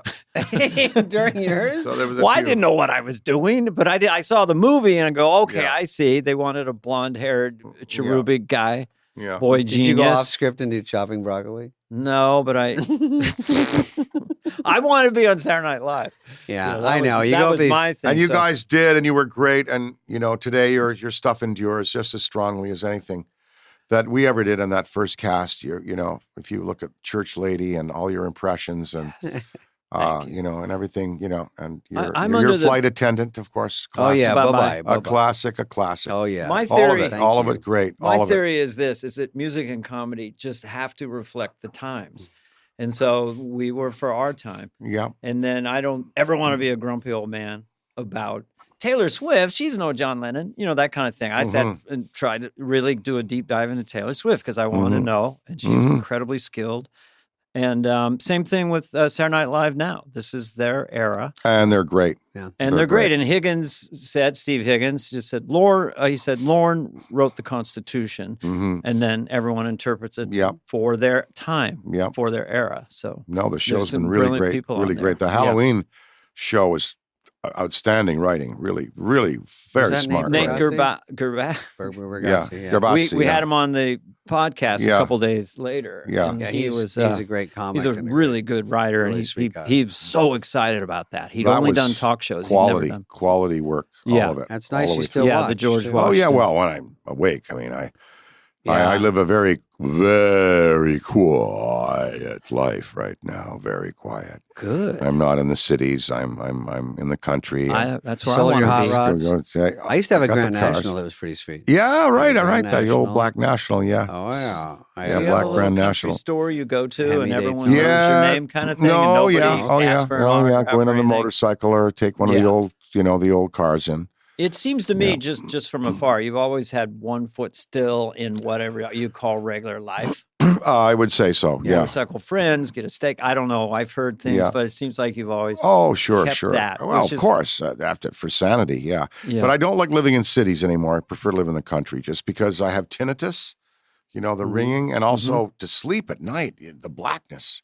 You need the blackness Yeah. to sleep. And where I have a place that the mountain air is coming in, and I can open my eyes or close my eyes. Black. It's still black.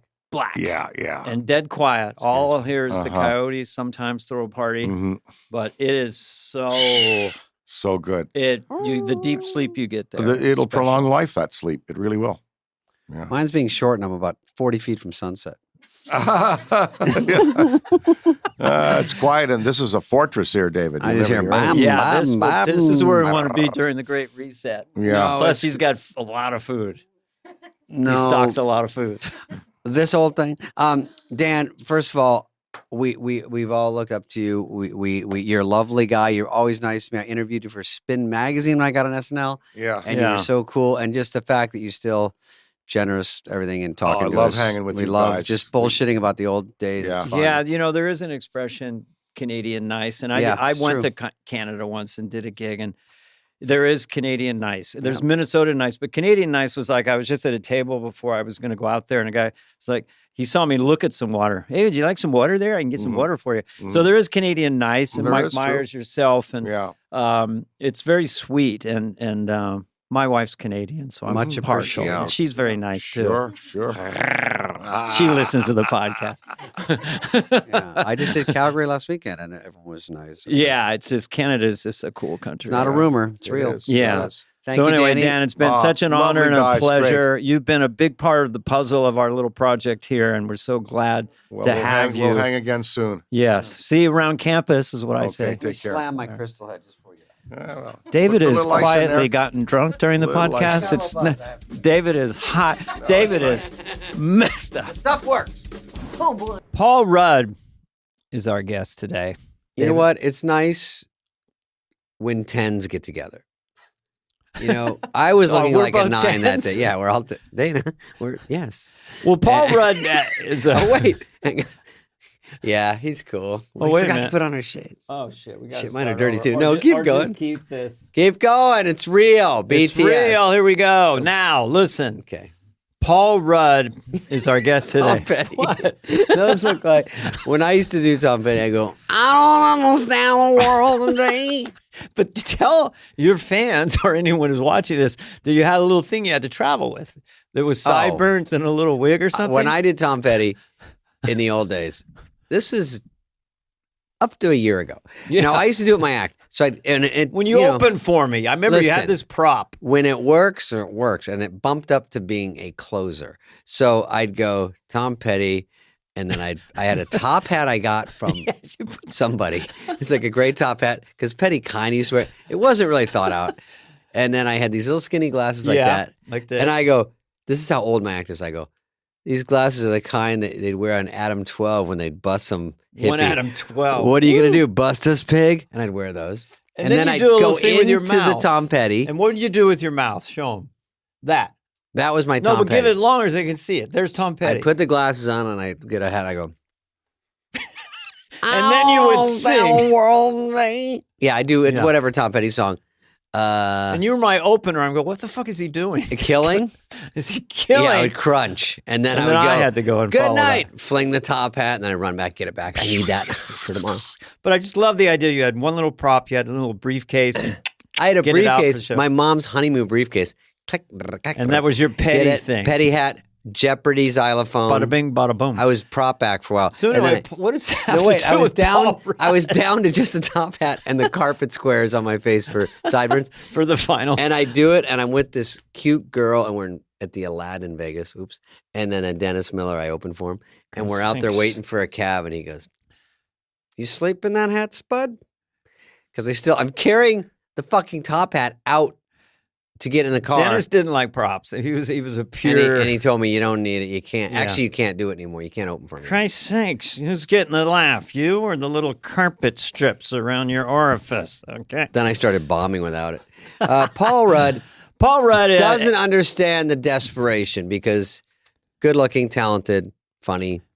He's got them all. He's like kind of John Hamm that way, you know. They cool dudes. And Paul Rudd, it's funny because in my circles of when I'm out and about, which is less these days, I don't really run into him much, which is a shame because he's a fun dude to bullshit with. I just don't run into him. He's like a lot of our guests. He doesn't pursue celebrity. He's not he's just thirstily, always there. And then you look at his horny for IMDb, fame. and he's done so many things in so many movies. And he'll talk all about how he chooses stuff, which is very interesting. And we asked him about early success monetarily because it's a curiosity to us, and it's fairly recent. Was his answer? You'll find out about that. And he talks about Only Murders in the Building, Yeah, which he's he's on doing this that. season, and he has a really great story about him and Meryl Streep. Yeah, and Ant-Man is obviously a huge one for him. He's Yeah. done a million. He was an anchor man. He's done a million things, but Ant-Man is the main focus. And I, without being prompted, sometimes we do research. You know, even Right. like Will Ferrell or someone. We dig in and we look at old sketches we can't remember or something they've done that we never got to see. And I had seen both Ant-Mans, and one was a flight to Hawaii, one was a flight to Boston. Anyway, they were great, and so I was excited. The new one's called like Quantum Mania or something funny. Yeah, and the wasp and the thing. But Yeah. the thing I Great, learned about him, well which done, you'll funny learn more movies. in detail, is that he's a writer and a producer, Yeah. and he wrote Ant-Man.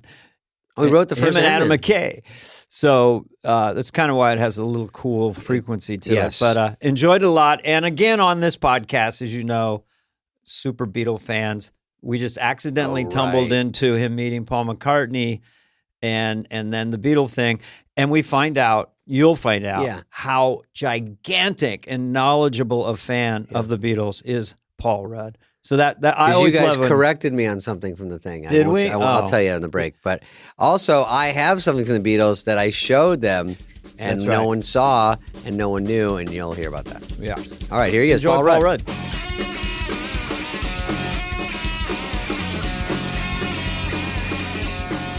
Paul Rudd. I'll just say it really fast. 5-time. Yeah. Remember the 5-time hosting club? Yeah. We're going to go over Clueless. He launched pretty fast. Yeah. Halloween 6. I was in Halloween 2. Stacey Dash was in Moving. I was in Moving. So 6 degrees. I read for Moving. For real. And you're moving. Yes, you move a lot. No, I read for the movie Moving, and they said, we're trying to get Dana. And I said, oh, fuck. For the schizophrenic guy who goes crazy and takes Pryor's car across the country? Yeah, your part. Oh, okay. Yeah. Paul, did you read for that part? No, I didn't. I was still in college. I remember when it came out, and it was very exciting, but I never got, I was just still in school. It was a little bit before my time in the industry. He turns down movies right now. That's all you do is turn down movies. Oh yeah. Oh my gosh. It's a daily occurrence. Yeah, great. All the stuff I'm turning down. They used to call Kevin Kline Kevin D. Kline. That's funny. I don't know. That was from CAA. I don't know if they call Paul Rudd, but what? I got exhausted. This is quite a resume. I know. It's like, where do you start? It seems like a dream. If I had a kid come out of college, I would write out. There's no declining there. It's, I'll do it. Sure. Great. All quality work. Where do I sign? You produce, you co-write. You co-wrote the sequel to Ant-Man. Is that right? Mm-hmm. Yeah. The first one and the second one. No way. Really? Come out now. I didn't write that one, but I did.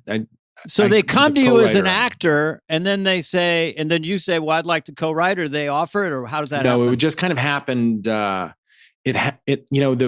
Ant-Man first started, I was cast in that movie by Edgar Wright, who was the original director, and there was a script, and then they wanted to do something else, and then there was another script that they had hired from.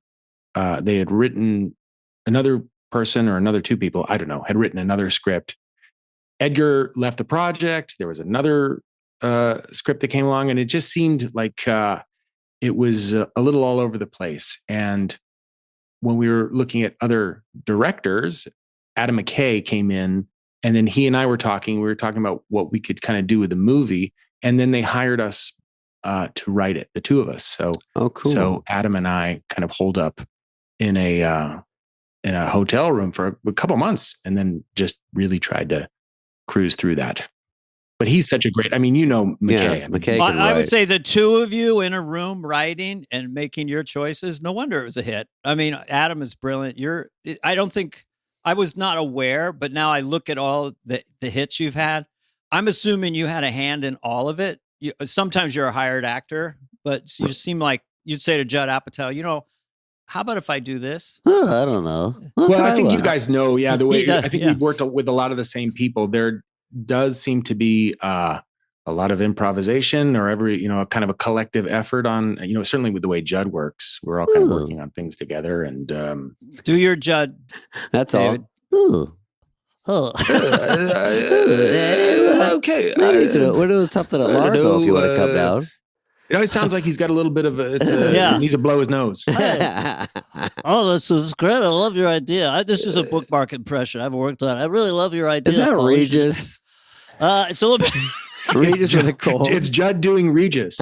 All my impressions start from Regis. Anyway, are you ready for this? Did you say what's with the Shanley? That was my Judd as Regis. Oh, yeah. As Regis.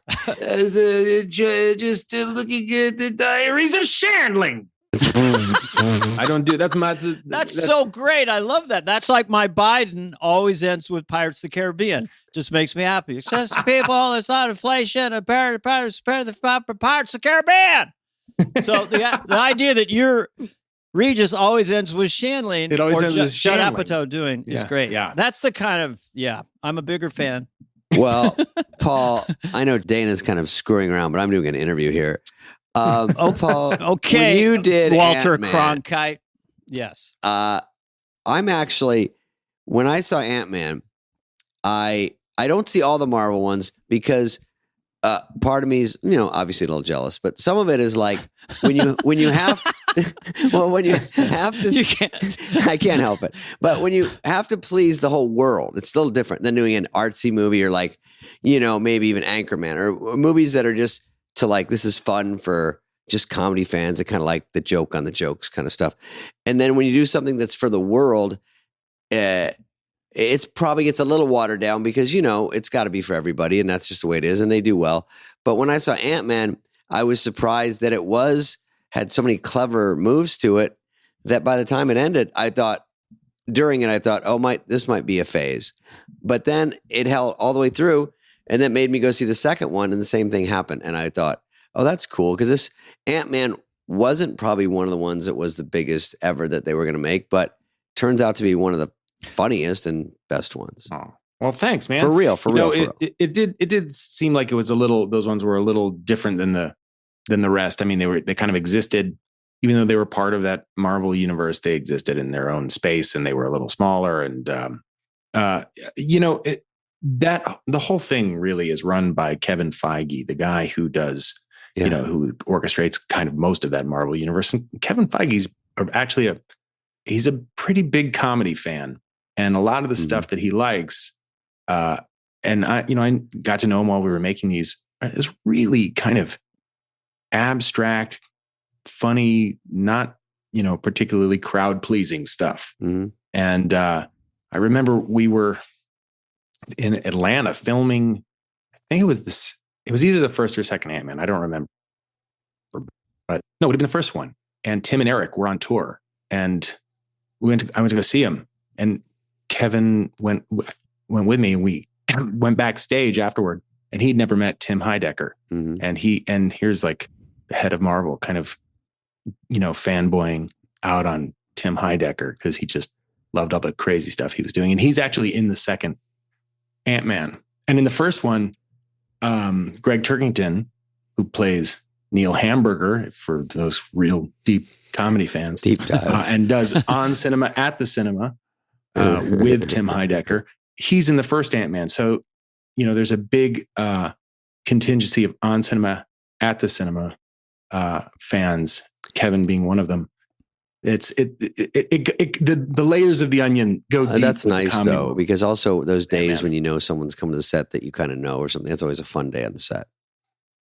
Yeah. Did you and Adam McKay ever write something and you said, let's just put it in, they're never going to go for this, and then they were maybe surprised?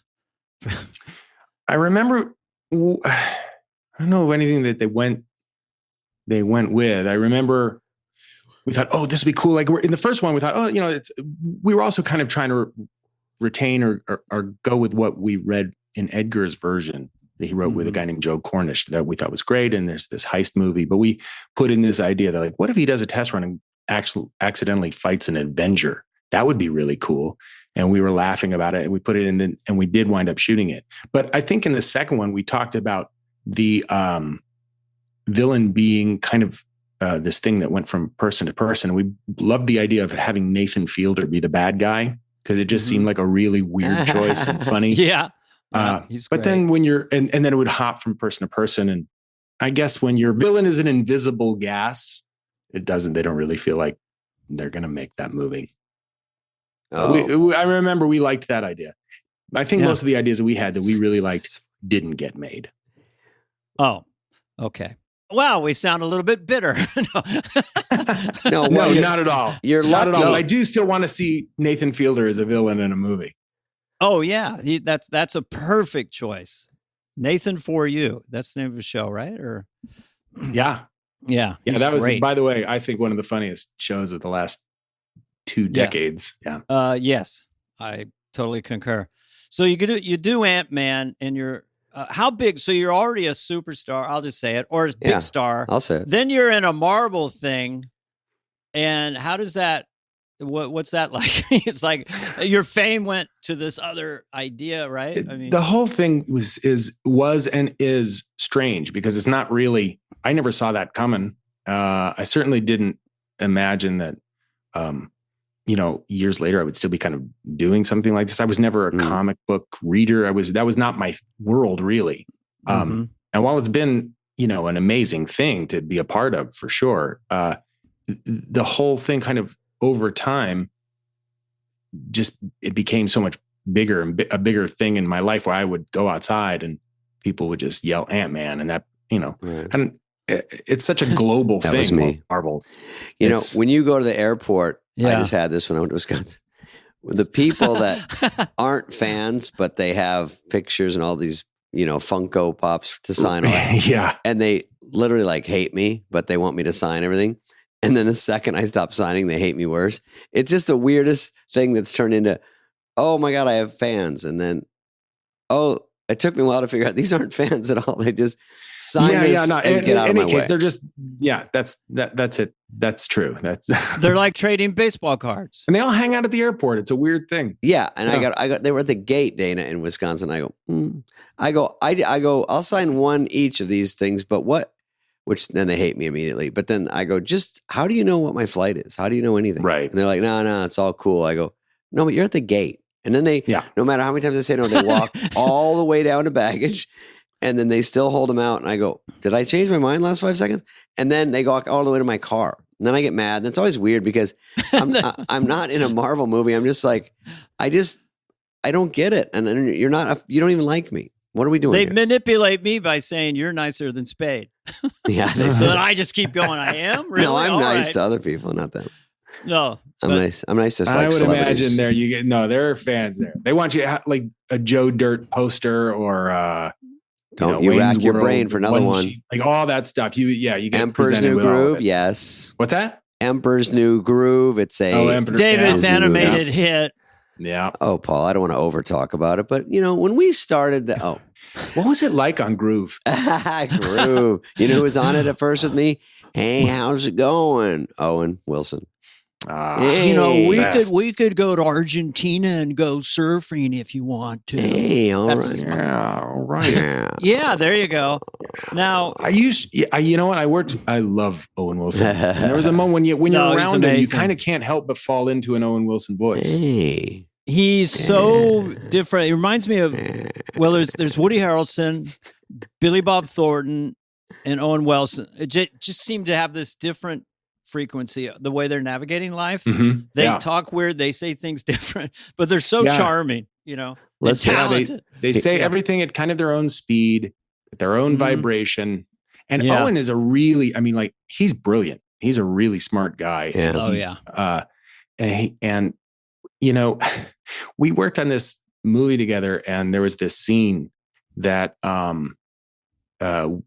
we were talking about what the definition of love was to us, our characters. It was, and we kept doing it over and over again.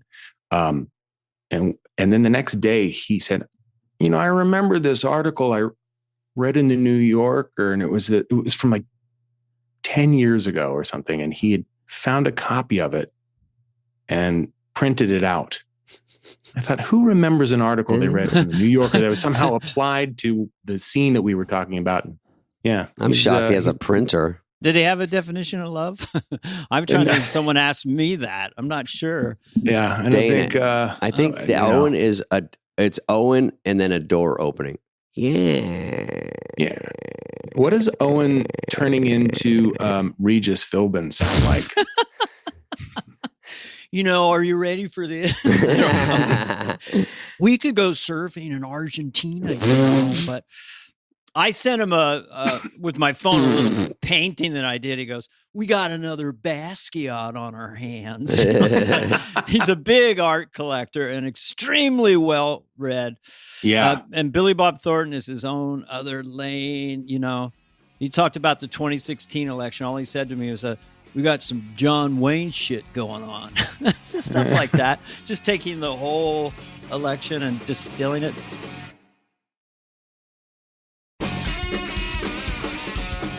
But back to Paul Yes, Rudd, for sure. who is obviously like almost a cast member of Saturday Night Live.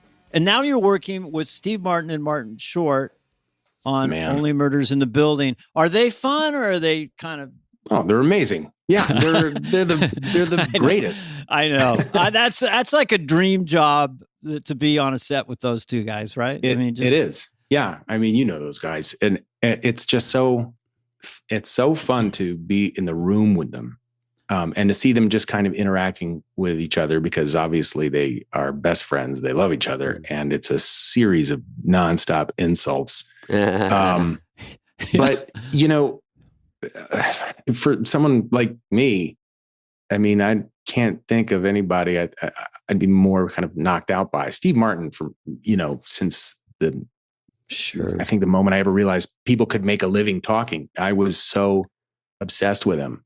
I saw him in the 70s. Same here. I saw him at the boarding house in the 70s, and he was just magic right away. Man. His stand-up. And he recorded some of those albums at the boarding house. 300 seats, kind of old and weird. I could recite those albums. I don't know why. He was same thing, Paul. I was one of the first ones I locked into, and I couldn't get enough.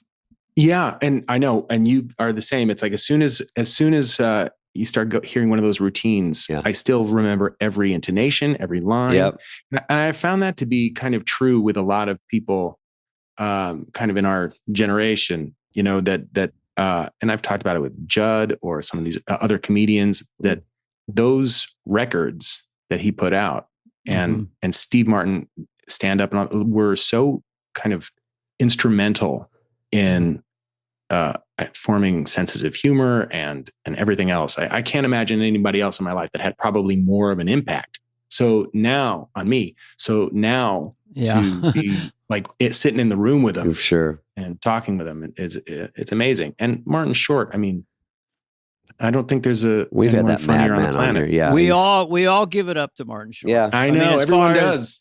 As far as just funny in the no one's moment. anti Martin Short. No, but you got Selena. You got also. I saw a photo yesterday, very photogenic, beautiful Meryl Streep. So it's her too. So it's Meryl Streep. So it's kind of like a murderer's scam. row. Yeah. It really is. I know. I still can't quite wrap my brain around it. Yesterday was the first day we filmed, and it was kind of a big scene, and it was the first day that we were all there, and I was just panicked. Mm-hmm. I mean, I'm like, oh, don't forget any of my lines. Don't.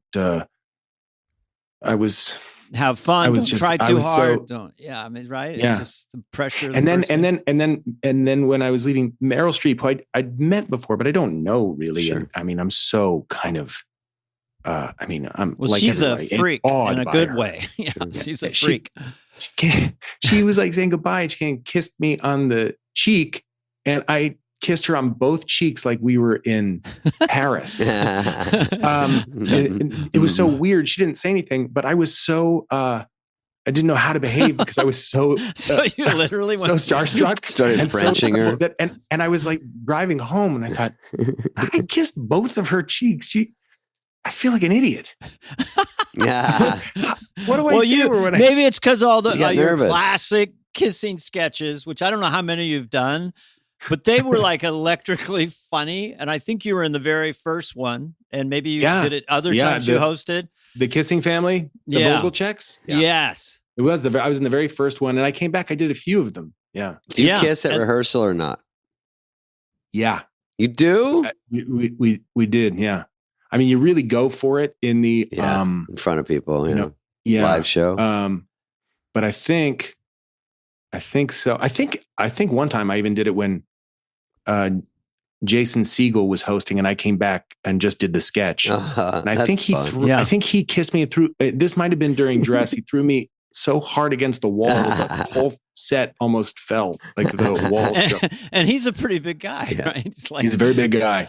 And a very forceful kisser. There's a little bit of tension around it. It's irresistible not to not laugh, because it's like the characters are doing it, and also Paul Rudd is French kissing Fred Armisen. Yeah. On camera. It's just the thing that would always, and this is what I remember the most from it. And I remembered it in the very first one was Fred, always saying, we're vocal checks. And he was like, look, it's not, we're family. We're just vocal checks. And it was always such an earnest reading that, we were rehearsing. I started laughing, and it was the one.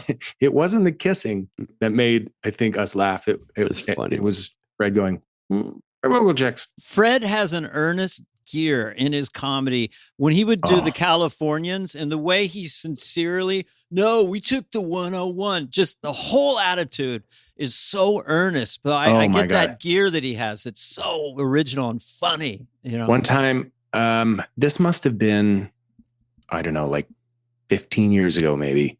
I was at it was Bill Hader was having a birthday dinner, and it was at a restaurant, and we're sitting around across the table. It might have been more than 15 years ago, but Fred was talking about the Beatles and his love for the Beatles. And he just kept talking about the Beatles. And at one point I said, all right, so now if I want to listen to the Beatles, like what album should I start with? Or I started asking a question like I've never heard of the band. That's and awesome. Then he started saying like, they're just these four lads. They're kind of mop tops. There's an album, and he would start talking to me because the guy is the master of a bit. Yeah. And he'll stick with it.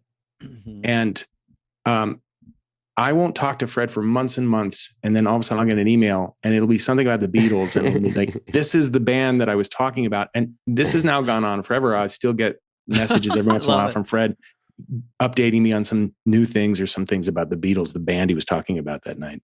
He's such a musical comic in his rhythms. And we had him on it. Once you get going on the Beatles, he knows, the 2-time to the 8th time and the middle 8. Oh yeah. He's a musicologist.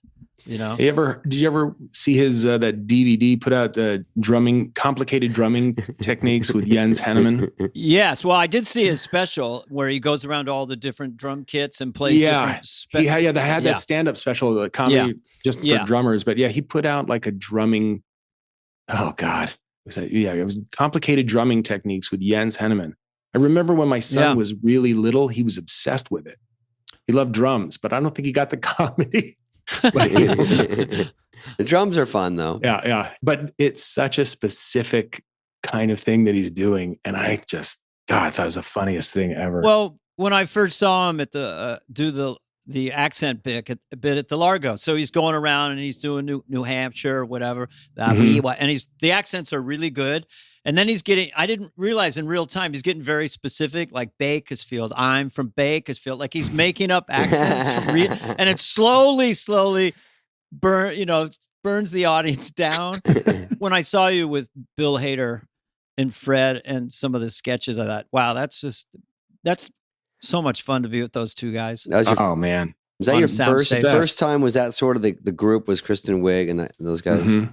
And then when you come back, is it different every time or would it sort of overlap? The first couple times they were still there. I mean, it actually made it a lot easier because I had a couple of friends on the show and a couple of friends that were writers. So I, obviously had always wanted to host the show or somehow be involved. And so the first time I got to host the show, it was a little easier because a few of my friends were there, Bill being one of them.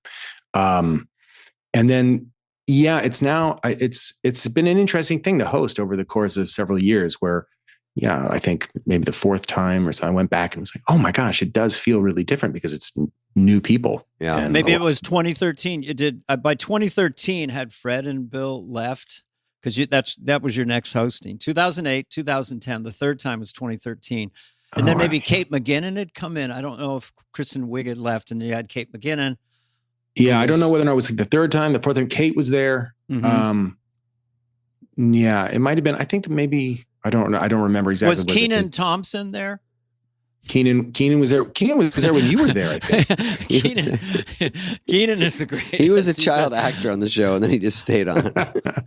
That guy is an MVP, man. He never stumbles a line. He just doesn't miss a moment. I mean, every single time the camera will just like cut to him. He's got the perfect still expression. He's just so good. It takes a while to get that way on that show because you're waiting for a camera to cut to you, like you're in a Jeopardy sketch. Has to cut to you, and you don't want it too early. You're kind of waiting, and then you do your face. It's hard. It's really true because there are so many little technical things that it just takes time to learn, such as when that camera is cutting to you. You know, those pauses are unnatural.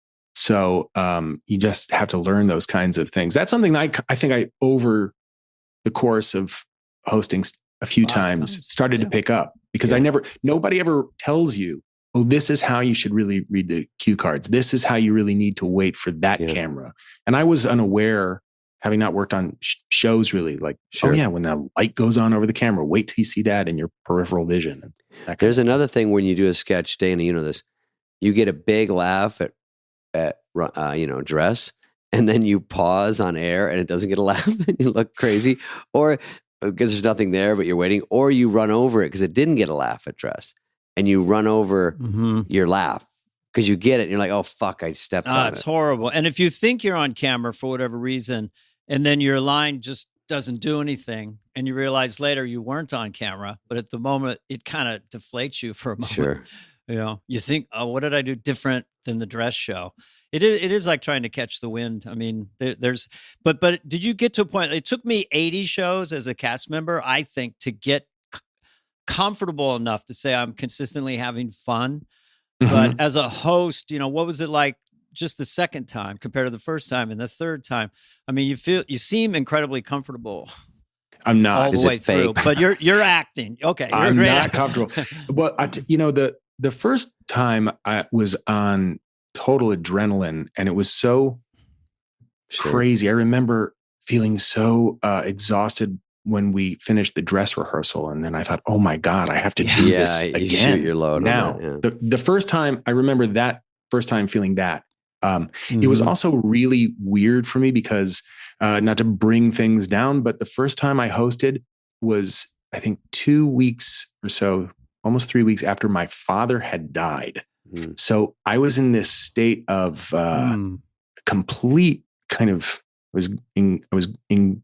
was grieving, mourning, but I was also kind of half there. But I was so excited to host SNL, and so it was the entire experience was just kind of out of body. And I remember when it finished, I thought, how do these people do this every week? Because it was such a, it's such a sprint, and all of the quick changes and running around, and then the pressure and the stress and all of it. The whole thing was wild. I had a great time, but it was such an emotional experience. kind of a beating too. Yeah. You wake up with bruises and things. You don't know what's going on. Everything's moving so fast. You're sprinting, you're banging your head, and then they want you to get to a party at 2 a.m. You've already done an 18-hour day.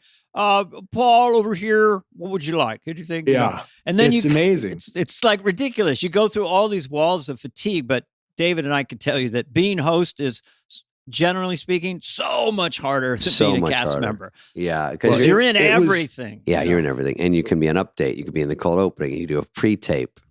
Yeah. Well, it was very exciting. And then the second time I went back, I think it was the second time Paul McCartney was was the musical guest. So I mean, holy shit. It was incredible. By the way, the first musical guest I had was Beyonce. Yeah. The second one was McCartney. And I've had amazing musical acts. So you get to go, ladies and gentlemen, Paul McCartney. So all these dream state, fever dreams. I still have the cue card. He signed it for me. And he looks over at you. Fuck. Okay. What would you like me to say on it, Paul? I got a call. Actually, it was about 1 a.m, and Bill Hader called me. It's Bill Hader. He says, "You want to know who?" He goes, "Sorry, I'm calling so late, but I have to tell you. You want to know who your musical guest is?" And I said, really? He said Paul McCartney. And I just couldn't go back to sleep. God damn. Well, here's your music. I think this is the guy Fred Armisen was talking about. It sounds familiar. You had One Direction. You had DJ Khaled. Out of those musical guests, do you have anyone's number? You know what? I think I had Niall Horan from One Direction. He works at Urban Outfitters now. No, I'm kidding. That's the old Spade. I would have said that. I don't say that anymore. That's the Hollywood Minute. No, that's Spade. the old guy. I don't do that. I think we emailed each other a few times. They were great. Yeah, how they fun. were super. They were awesome. Cool. And it was so crazy because it was like the height of One Direction. Oh my God, how people crazy. Were sleeping outside, and yeah, it was. And they're mad you're the one walking out. They're like, where the fuck is Harry Styles? So, by the way, totally. Yeah, no shit.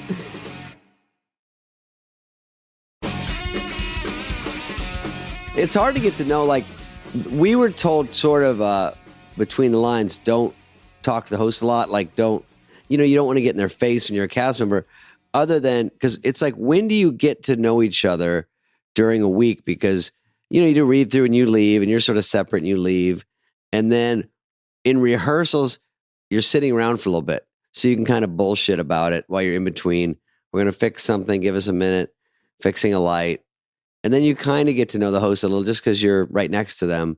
Mm-hmm. And then you do this. There's the show, but everything's moving a million miles an hour. Then there's a wrap party. And then you feel like this kinship, but you didn't know anyone that well, but it's sort of a good feeling because you went through this. So the next time you host might be more fun because you feel like you've got a base now with everybody. Right. And you sort of know I imagine it's different with every host. Yeah. Because the first time I did it, and subsequently second, third time, I mean, I've known people on the show and have been friends with people on the show. And you do guest spots too. Yeah. I had done guest spots. Yeah. But the idea, it's like, okay, well, that first day they were coming around giving a pitch.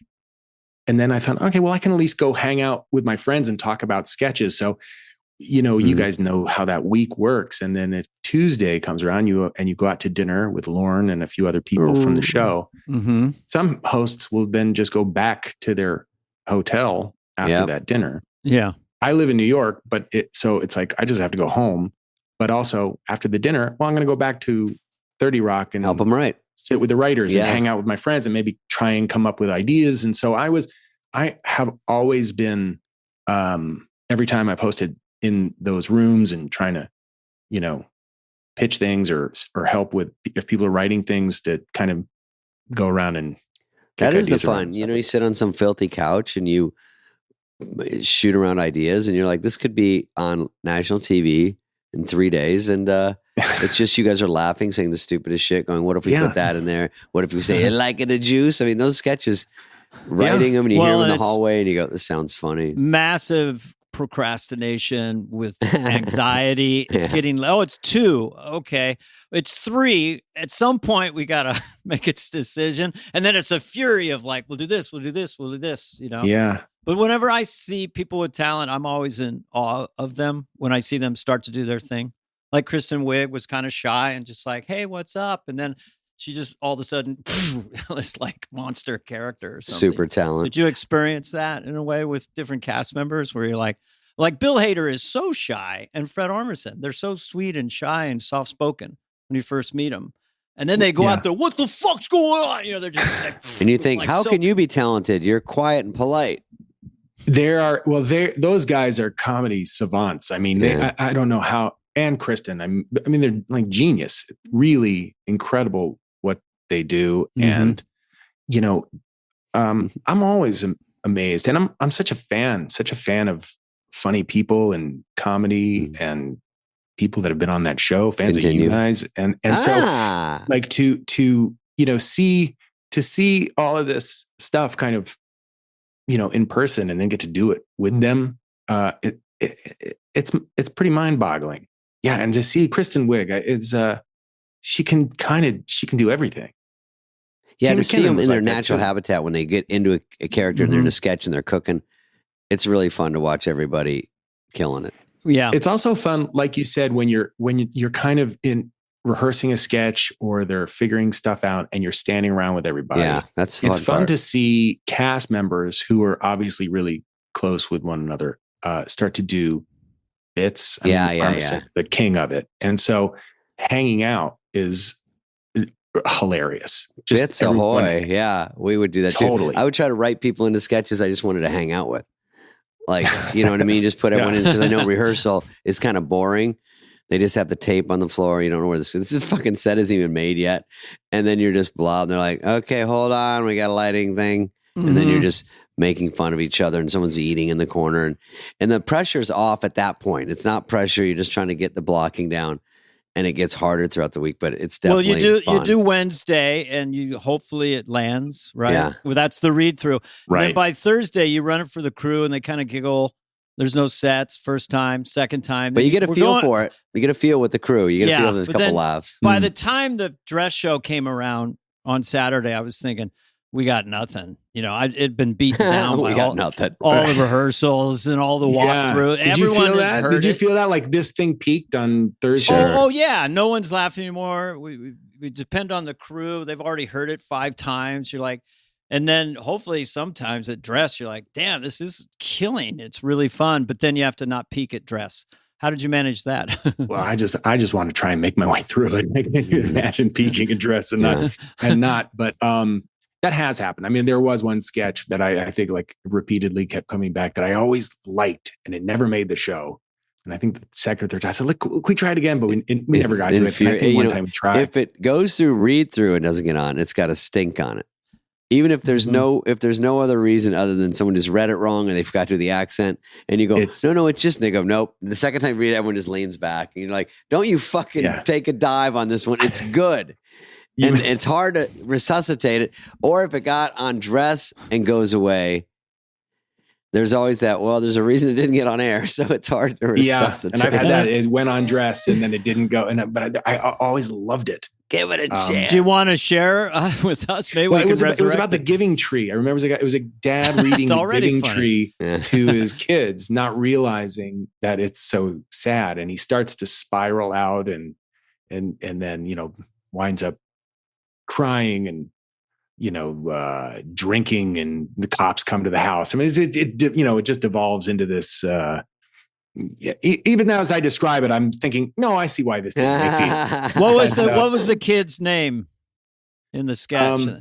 I don't remember the kids' names. I'm just trying to do an impression of Lorne not thinking the sketch is going well at read through. I think maybe Bobby Moynihan might have been one of the kids, but I think maybe one of the girls might have been named Susie. Susie's sad. Bobby sits back. Bobby has a tear. And that's this is at read through. He's reading stage direction. Right. Yep. Yeah. That's sorry. It. Yeah. And it's starting. Like this one's not going to make it. Yeah. Sense memory. Has there ever been, like, for you guys? Did you ever do a sketch that like was the biggest surprise, that it was the sketch killed so hard and you really didn't see that one coming? Is there one that sticks out for either one of you? That Well, I would say, if you want to go, David, from my very first SNL, I'd never done sketch, and the Church Lady sketch with Sigourney Weaver and Phil Hartman and stuff moved up to the first sketch, and then it really killed. And it shocked me. I'd never had a dress on. I'd done a little bit of the character in my stand-up. So that was a big surprise. Yeah, I just did one where it wasn't that big of a sketch, but where I was a receptionist and I kept condescendingly talk to people and go, and you are, like, it was like a Hollywood person, didn't really, made people explain their credits. And then it was last in the show and got put to first in the live show. And it was Roseanne. Phil came in as Jesus. And there was one other person, but it killed, and it was first one up. And that was rarely happening with me. Dana, it happened every week, but to get the first sketch out was a big one. When I did the Pepper Boy with Sandler, it wasn't really happening throughout the week. It did not happen at dress, but we both just went for it hard. Of course, we had Farley in there too, the ultimate button. So that crushed on air enough that Sandler called me at 4 a.m, just said, Carvey, Pepper Boy. That was it. It's hard to kill in a restaurant sketch in the corner. Yeah. It's not at home base, right, Paul? I mean, you hard to time the laughs. You can't quite hear the audience. Yeah. You're kind of off to the side. It's true. The audience is above you. Where you're doing the sketch on stage makes it a difference, huh? Yes, because you can immediately kind of feel and hear the audience, or you're not sure you scored. They're watching it on a 12-inch TV in the audience. You know what I mean? They're like, yeah. Oh, wait, because they can't it's see a really you. interesting point that you don't hear about that often. I don't think, Yeah. where you're actually doing buried. it physically. Well, I would have to, when I got used to this process, I would go to where the set designers they had a little map of 8H, and I'd look at my sketch and I'd see it in the corner. And I'd say, could I get this near home base or whatever? And they go, well, not if there's what that a entrance. fucking cheater. They go, not if there's an entrance. I so what if I take the entrance out? And they go, oh yeah, then we can move it here. Oh my God. No God. kidding. That's fascinating. Oh yeah. No, I learned all the Treason. tricks of the trade. That's True, brilliant. you got to do it, But what about Please Don't Destroy? That group was really good, Paul. You did one called Good Variant. I saw it was funny as shit. They got a lot of different moves in those things. Yeah. Well, we were supposed to do a version of that. Those guys are great, by the way. The fifth time, my fifth time, I hosted the show was canceled the day of. It was I think it's the only time in SNL history that a show got canceled that day. Was that the Tom Hanks one with you? And Tom Hanks was there. Tom Hanks and Tina were there because they had come in because they were in the monologue because there was a huge five-timer thing. Yeah. Mm-hmm. And then the show got canceled at about 2 or 3 in the afternoon, but they were already there. So we were trying to come up with a show on the fly. It was really a fascinating thing to see and be a part of. But earlier that week, I was going to do a Please Don't Destroy video, a version of the Good Variant. Yeah. But the shoot got canceled because one of the guys got COVID. Oh, same shit. And so they had already had a crew and the camera, everything was set up to film something that night. So we took a sketch and turned it into a film. And then we filmed that. And then they showed that during the show. Was it that one or this one? No, it was the one, Home Goods. It was a show. It was the one with Adie and Kate about wanting grandkids and. Oh yeah. Okay. I remember that one. Yeah. Mm-hmm. So that was done in place of the Please Don't Destroy. Was it? It was COVID closure, right? And it was COVID. Yeah, because it happened. It was that week where the really that Omicron variant really came back in. hard. Yeah. Yeah. People were. Yeah, everyone thought it was kind of going away, and then it came back fucking hard around November, December or something. Yeah. Yeah, it was. It was really tense, and that we were all going through our testing, and then that morning, I remember going in and getting tested. Saturday morning. Crossing your fingers. Totally. And I remember I got the results of my test. It came back negative. And I was just jumping for joy. Going, thank God. Perfect. And then the whole thing got shut down. Can't do without the host. So you get through and then they shut it down anyway. That's such a drag. Yeah. It was a bar. And that monologue was weird because I hosted for Kimmel once and it was in a house with a monologue with no people. So I said to the crew before, we were rehearsing it. I go, you can laugh. They go, oh, we're not supposed to. I go, please, God, give me a tiny noise, anything to play off of, just to dart my eyes around, just to make it feel like there's some life in here because just to nothing is too hard. So when you did yours, I could hear a little bit of something. That must have been crew or writers or something. Yeah, I think that's what it was. And Michael Che and Keenan stuck around, but that was it. And some of the crew guys. And so there was some laughter and Higgins was there. But it was so strange. It was such a weird feeling. Weird. That was one of the weirdest, most, just no audience on Saturday Night Live. Because no audience and also no real rehearsal, nothing. Nothing. And for the hours before the show, it's like, well, what do we do? We have to write something and figure out what it is. And I remember Lauren saying, do you have any Christmas, episode that you really like? And I said, I remember when I was in high school seeing Steve Martin talk about, his Christmas wish and, I memorized it and I loved it because Steve Martin and so it was great. We'll dig it up. It's on. It's in the show. So wait a minute, you now officially have joined the 70-timer club of someone who does a great Lorne. Yeah.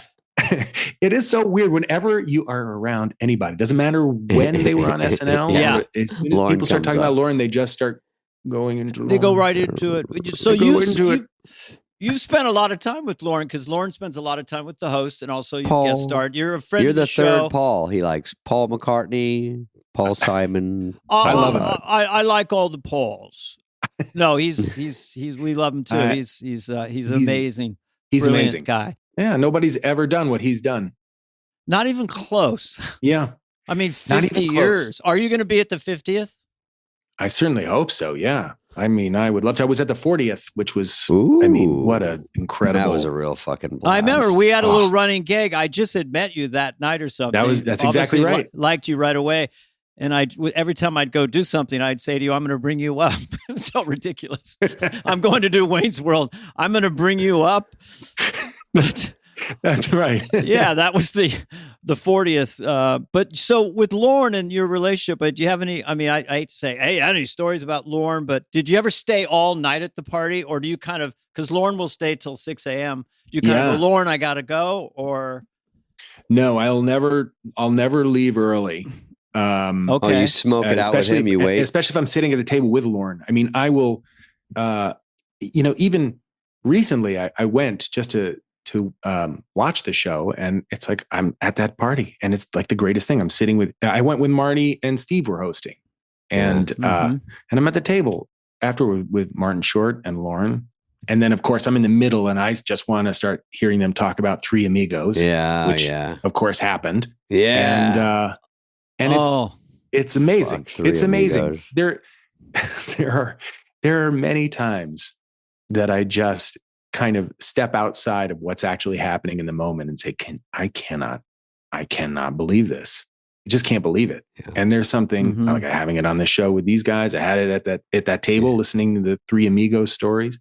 I had it when I was hosting SNL, and Paul McCartney was the musical guest. And there were many times that week that I couldn't believe what I was seeing.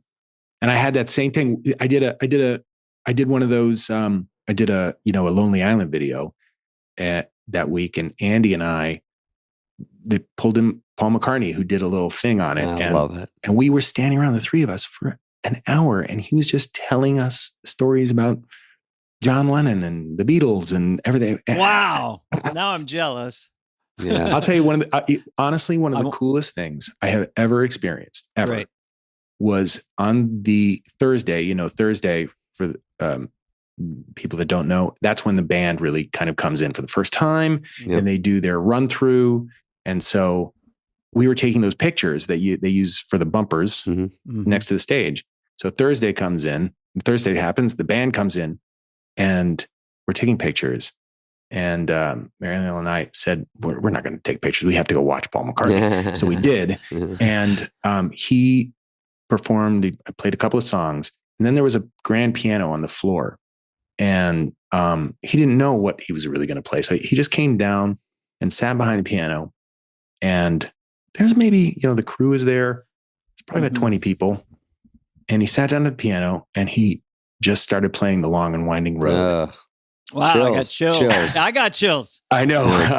And I was standing 10 feet behind him, and I hadn't met him. I was just kind of observing, and I couldn't believe I was in the same room with Paul McCartney, but I was standing behind him, and I was looking at his hands playing the keys, and I was looking at his feet pressing the pedals, and hearing him sing Long and Winding Road, and thinking, oh my God, that's him. That's the guy who made this. And those are the foot pedals that he pressed that same way when he recorded it. And it was amazing. It was just amazing. And everyone applauded when he finished. He said, oh, thank you. Thank you. Then he went into Lady Madonna, and then more people kind of started coming into the room, and Lauren came in, and he wound up playing about 10 Beatles songs just for us in the room.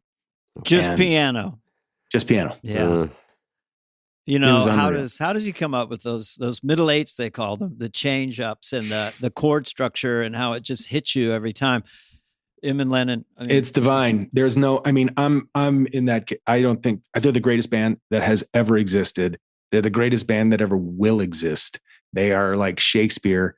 They're like Bach. They're like every Mozart. Several hundred years, somebody or something comes along that redefines that kind of beauty. And I think the Beatles are that. They are for me. I couldn't have said that better. That's really well put. And Sheryl Crow said to us that she thought that Blackbird and Yesterday were the greatest songs ever written for her. There's so many. That's the thing. They have so many. Yeah. And she thought it was, she didn't say it in a heavy way, almost divine. There's almost something like, how did those two guys essentially go to high school together and then find those other two guys and find George Martin and write 100 masterpieces in 6 years? You know, it's crazy. And then and maybe record 3 of them in one day.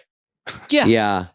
Remember Dana when he said, we talked to him, Paul, and he said, during that Get Back thing we were fawning over, you know, the documentary. And we said, he said he came in with, was it Yesterday or, and he goes, well, for that one, he did have Long and Winding Road and he had Get Back. You know, he was in kind of. He said, upswing. I came with it, and I go, do you walk in like I got a fucking banger? And he goes, no, you can't. You have to go under and just go, hey, I got one. If you guys want to hear it, I worked on just to probably just for ego wise, like let everyone go, let us find it if we like it, you know. And I think it was either Yesterday or some other monster. Well, Yesterday was a little earlier, but he had a lot. Plays he didn't let it. He did. And they love it. Let It Be. I think on. Yeah. Oh yeah. That right. was He was playing that, and then my God, when he sits down, he's playing, and he is playing. Get Back, and George and Ringo are just sitting across from him listening, and Ringo starts clapping his hands to a beat, and you just think, and same thing, like how are we seeing this? This is the first time these guys are hearing this. They don't know what this song is going to be. It's just, it's magical. I couldn't get over that I wanted 9 more hours. I couldn't believe what I was seeing. Wow. I mean, you know, in my age group, I was, you know, watching them in real time, having older brothers. So I was 9 when they were on Ed Sullivan. But I love when I hear someone who probably first heard them in the 70s, late 70s, because the wave was so high, and by they left at 69, I don't think anybody, even them, understood what had happened. Right. So and then people like you come along, and then younger people keep coming along, and we're all trying to figure it out.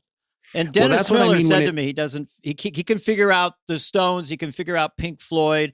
Dennis Miller said he can figure out Zeppelin. And he goes, honest to God, Carvey, I can't wrap my mind around the Beatles. Okay. It's too much. I know. It's true. It because they have that thing that you can't define. It's something otherworldly. It's why if you play the Beatles for kids now, they cotton on to them. There's just it's hitting all of us on some kind of level that is something else. I don't know what it is, but I'll show you this thing I just got, Paul. I got fucking Lennon's glasses from that photo. No way.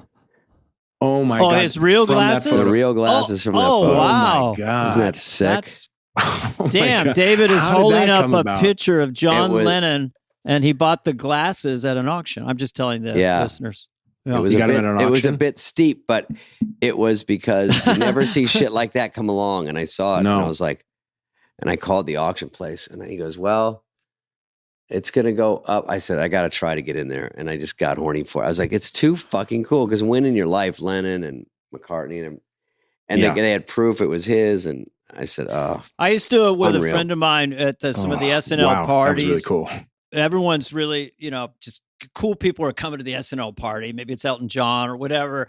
And we used to imagine, you know, what if John Lennon could walk in? You know, we were like, everyone would just stop. And so... Yeah. Anyway, I'm with you, Paul. You, me, Fred Armisen, and David, and whoever else wants to join us, we should have dinner and just fan out on. I mean, try to there are I will talk about the Beatles forever. Once that subject comes up, or if I see a picture, or if there's some kind of video clip or something, conversation stops. I know. Yeah. I love the unheralded ones kind of compared to, we hear Let It Be a lot and Hey Jude, they're brilliant, but Here, There, and Everywhere for no one. I mean, No Reply by John Lennon is one of the most heartbreaking pieces of, and Paul maybe wrote the middle eight. Anyway, back to Paul Rudd, who's a super Beatle fan.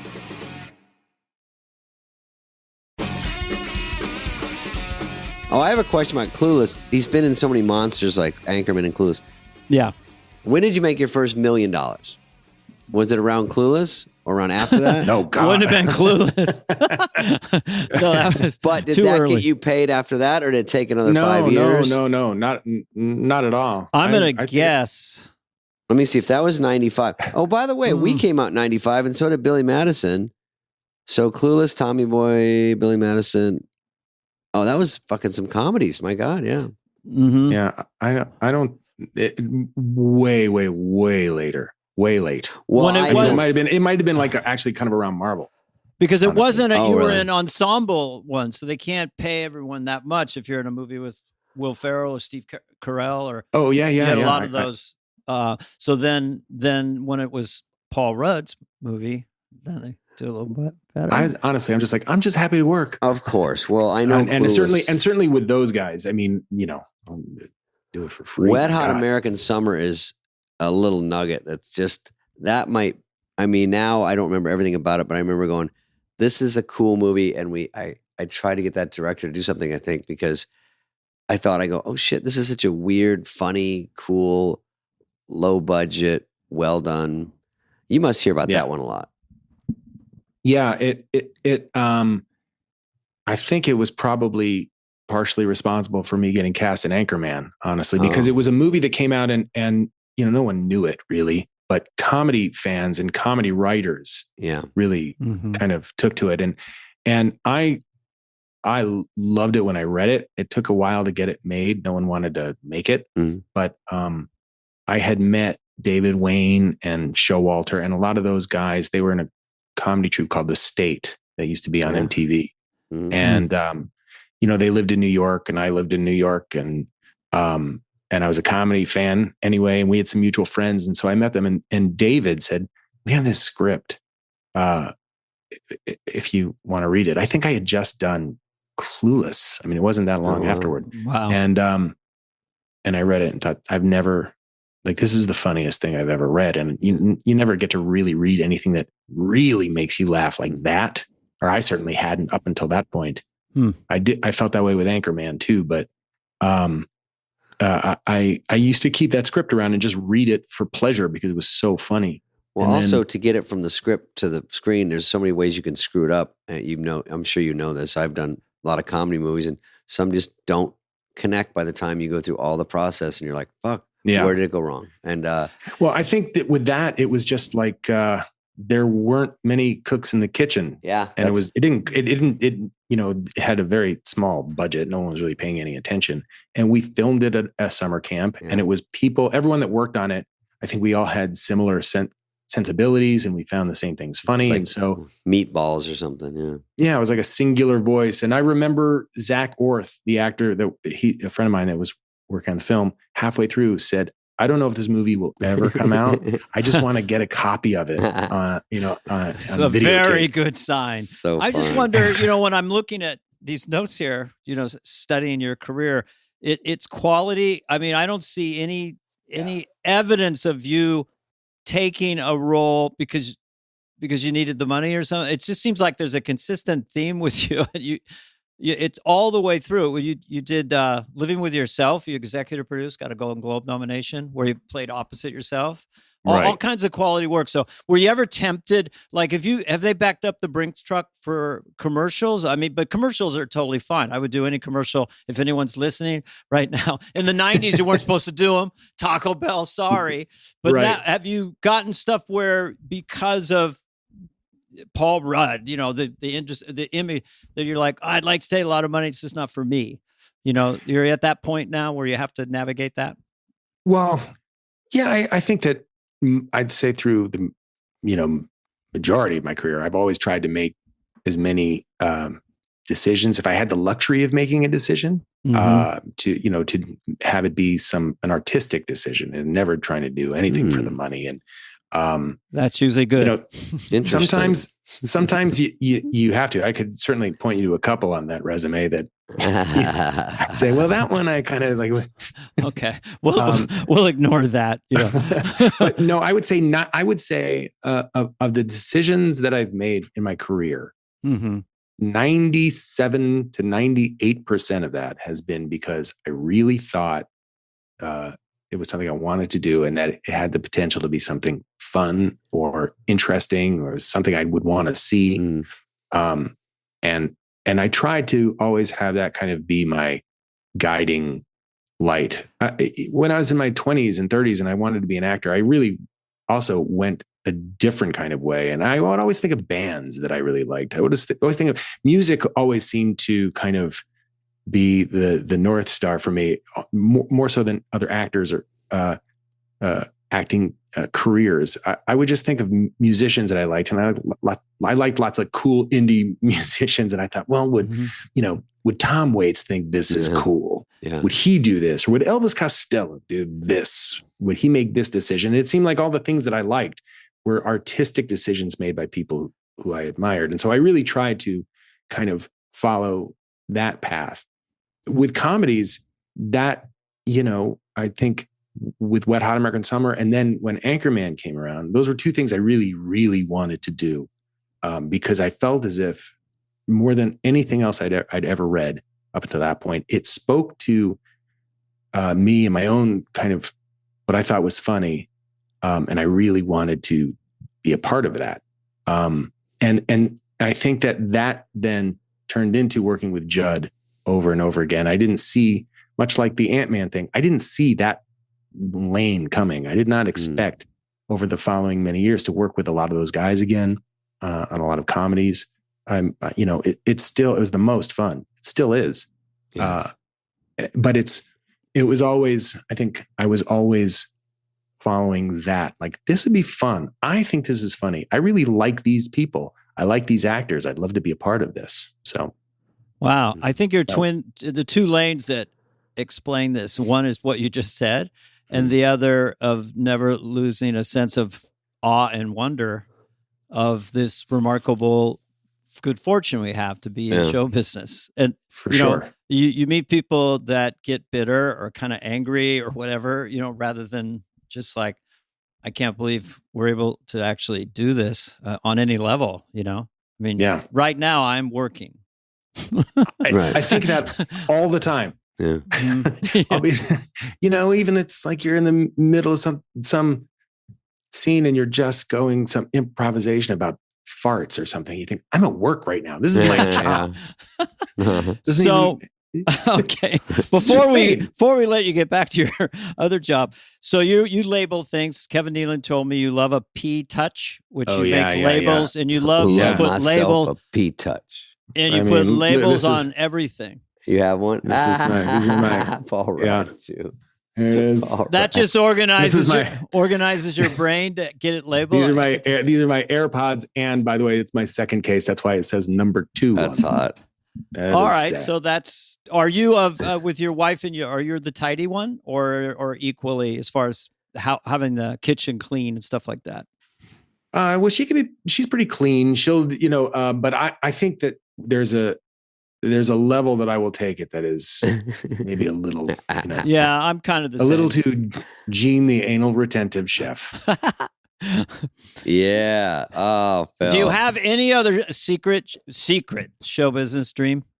I mean, would you want to get direct do a Gary Oldman, like playing Churchill kind of thing, or or a Scorsese movie where you're a gangster, or just whatever comes? I don't know. Yeah, I don't necessarily think in terms of like a type of role, but I mean, I would certainly like to do things I haven't done and work with many people that like great directors like Scorsese, and there's so many incredible directors. If Tarantino wanted you in a film, would you take the call? In a heartbeat, for sure. That's a good plan. I got obsessed with the last one, Once Upon a Time in Hollywood. Oh my God. I saw it so many times. It's so good. Yeah. He's great. What an amazing director he is. Yeah. Yeah. I would jump at the chance. Coen brothers. I mean, like, it just, there's so many that you're just going to say yes. Yeah. Mike Lee. I mean, there's so many great directors. And most people, I think, probably wouldn't think of me for some of these things at this point. But you're a big star. I would love to do more kind of versatile, dramatic roles or whatever. But I don't know. I've also haven't really tried to, for better or worse, guide my career by thinking, well, I just did a comedy. Now I'm going to do something really dramatic. Yeah. And, I think other actors probably do that, and it's might be smart. I just think like, oh, that'd be fun. Yeah. Doesn't always sync up perfectly like that. No. And that's the other thing too, is that people always say, well, why did you choose this? And why did you choose that? And I want to say, well, you don't always get to choose. Yeah. There's a bit of whimsy to it. Jack Palance told me that once. They got all the parts. It's all about the parts. And if you get the parts, Spencer Tracy took that part. I didn't get to do that part. I don't do a Jack Palance. That's an old reference lost on younger viewers. Not at all. You start doing some one-arm push-ups right now. Yeah. I'm gonna, Oh, yeah. All right. Well, thank you, Paul. Thank you. You're a fucking stud. This has been really interesting and enjoyed it very much. Yeah. So I feel like I know you a lot better than I did after the 40th. I know. Well, this is the great thing. When I see you at the 50th, we're going to really have a lot to talk about. And I'm coming up. If you bring me up on the 50th, I'm coming up. I'll be so excited to see you. I'll kiss you on both cheeks. Yeah. And then go, what did I just do? Oh my God, I'll be Dana's so plus one. Paul, thanks, buddy. Very cool of you to come on and talk. And thanks for having me, guys. I appreciate it. Say hello to I really appreciate it. Steve and Marty. And I've never met Meryl Streep. Selena. Tell her I love her. I will tell her. I will absolutely tell her. Thanks, Paul. All right. Hey, what's up, flies? What's up, fleas? What's up, people that listen? We want to hear from you and your dumb questions. Questions, ask us anything. Anything you want. You can email us at flyonthewall@cadence13.com. David, have you ever been to Paris? You would really fit in right now. You've been to Ireland. Oh, me? Yeah. Yeah, that is so Parisian. What? It's just a Parisian. It's cool. This whole thing? It's This freezing in here. What? Dana. David. We have a Q&A question. It's very hip. We have questions. Greetings to my favorite SNL alumni, and Spade. I'm a huge fan of both Dana and David. It would be a lifelong dream to speak to them. Well, you get an email. That's close. My question for them would be, you're on a plane and the plane is going down. Tragic, horrible scenario. Kind of cryptic question so far. And you have a chance to enjoy one last pleasure before it goes down. Do you A, eat your favorite snack, B, drink your favorite drink, C, kiss the stewardess that's up for it, D, make someone laugh, E through Z, look out the window and watch. Thanks, guys. Thanks, guys. Thanks, guys, to cheer you up. My first question for him is Bobby, could it be a derailed train in the Swiss Alps? Because that seems kind of cool in a way. Similar, yeah. Build a fire. Less scary. And an igloo. What out of his choices? Snack, drink, kiss, laugh, or just do nothing. Yeah, I would probably slam a drink and just, I'd get some 1942 tequila because I, for once, wouldn't worry about how much it costs. And then I would probably look out the window. I wouldn't want to I look out would the window. reenact in the aisleway your squib farty thing. From Warning Shot. Dude, Warning Shot. Yeah. You sent me the trailer. Warning Shot. Hell yeah, did you ever see the trailer? I did. It's hysterical. This is a great movie. Warning Shot with David playing like a mob heavy guy. Very serious mob guy. And one of our big famous people we interviewed said we should do a sequel to Warning Shot. It's a good movie, by the way. So I'm not making fun of that part. I'm making fun of a story I told about the shooting. Heather, do you remember that story? I always thought you should play a mob boss. I want to play a bad guy in the new Megan movie, so I'm going to check it. Megan, the doll that everyone wants to fuck. Megan, did you know Megan the Megan robot? 3 or something? What? Megan is the robot, and I saw a picture, and she's like, hi. I'm like, she's 9. Do we have to give her heavy eye makeup, Kylie Jenner lip kit? She's got her hair blowed out. Went to the blow dry bar. I'm like, all right, can you just be a robot and get some fucking shit for me and like do beep bop boop? It's like, hey, what's up? I'm Megan. I have an OnlyFans. What's happening? Go ahead. No, that's a great observation. Is that off the top of your head? Yeah, it's a robot. What's your IQ, man? It's a robot movie. Oh, I know of it. I haven't seen it. We watch All Creatures Great and Small. Would you like me to do anything for you? Oh, yeah, go get the paper. Anything else? Megan? Oh, hello, I'm Megan. Just saying. And I am a robot, and I'm hot.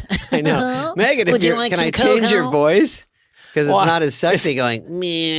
Well, I don't know isn't that what her voice is? Yeah. Kind of nasally. Yeah. I am Megan, and I am a hot robot. We got to change her voice. Make her more hotter. Bobby, Anyway, that question was awesome. Yeah, I Bobby, hope good we job. fulfilled your wishes.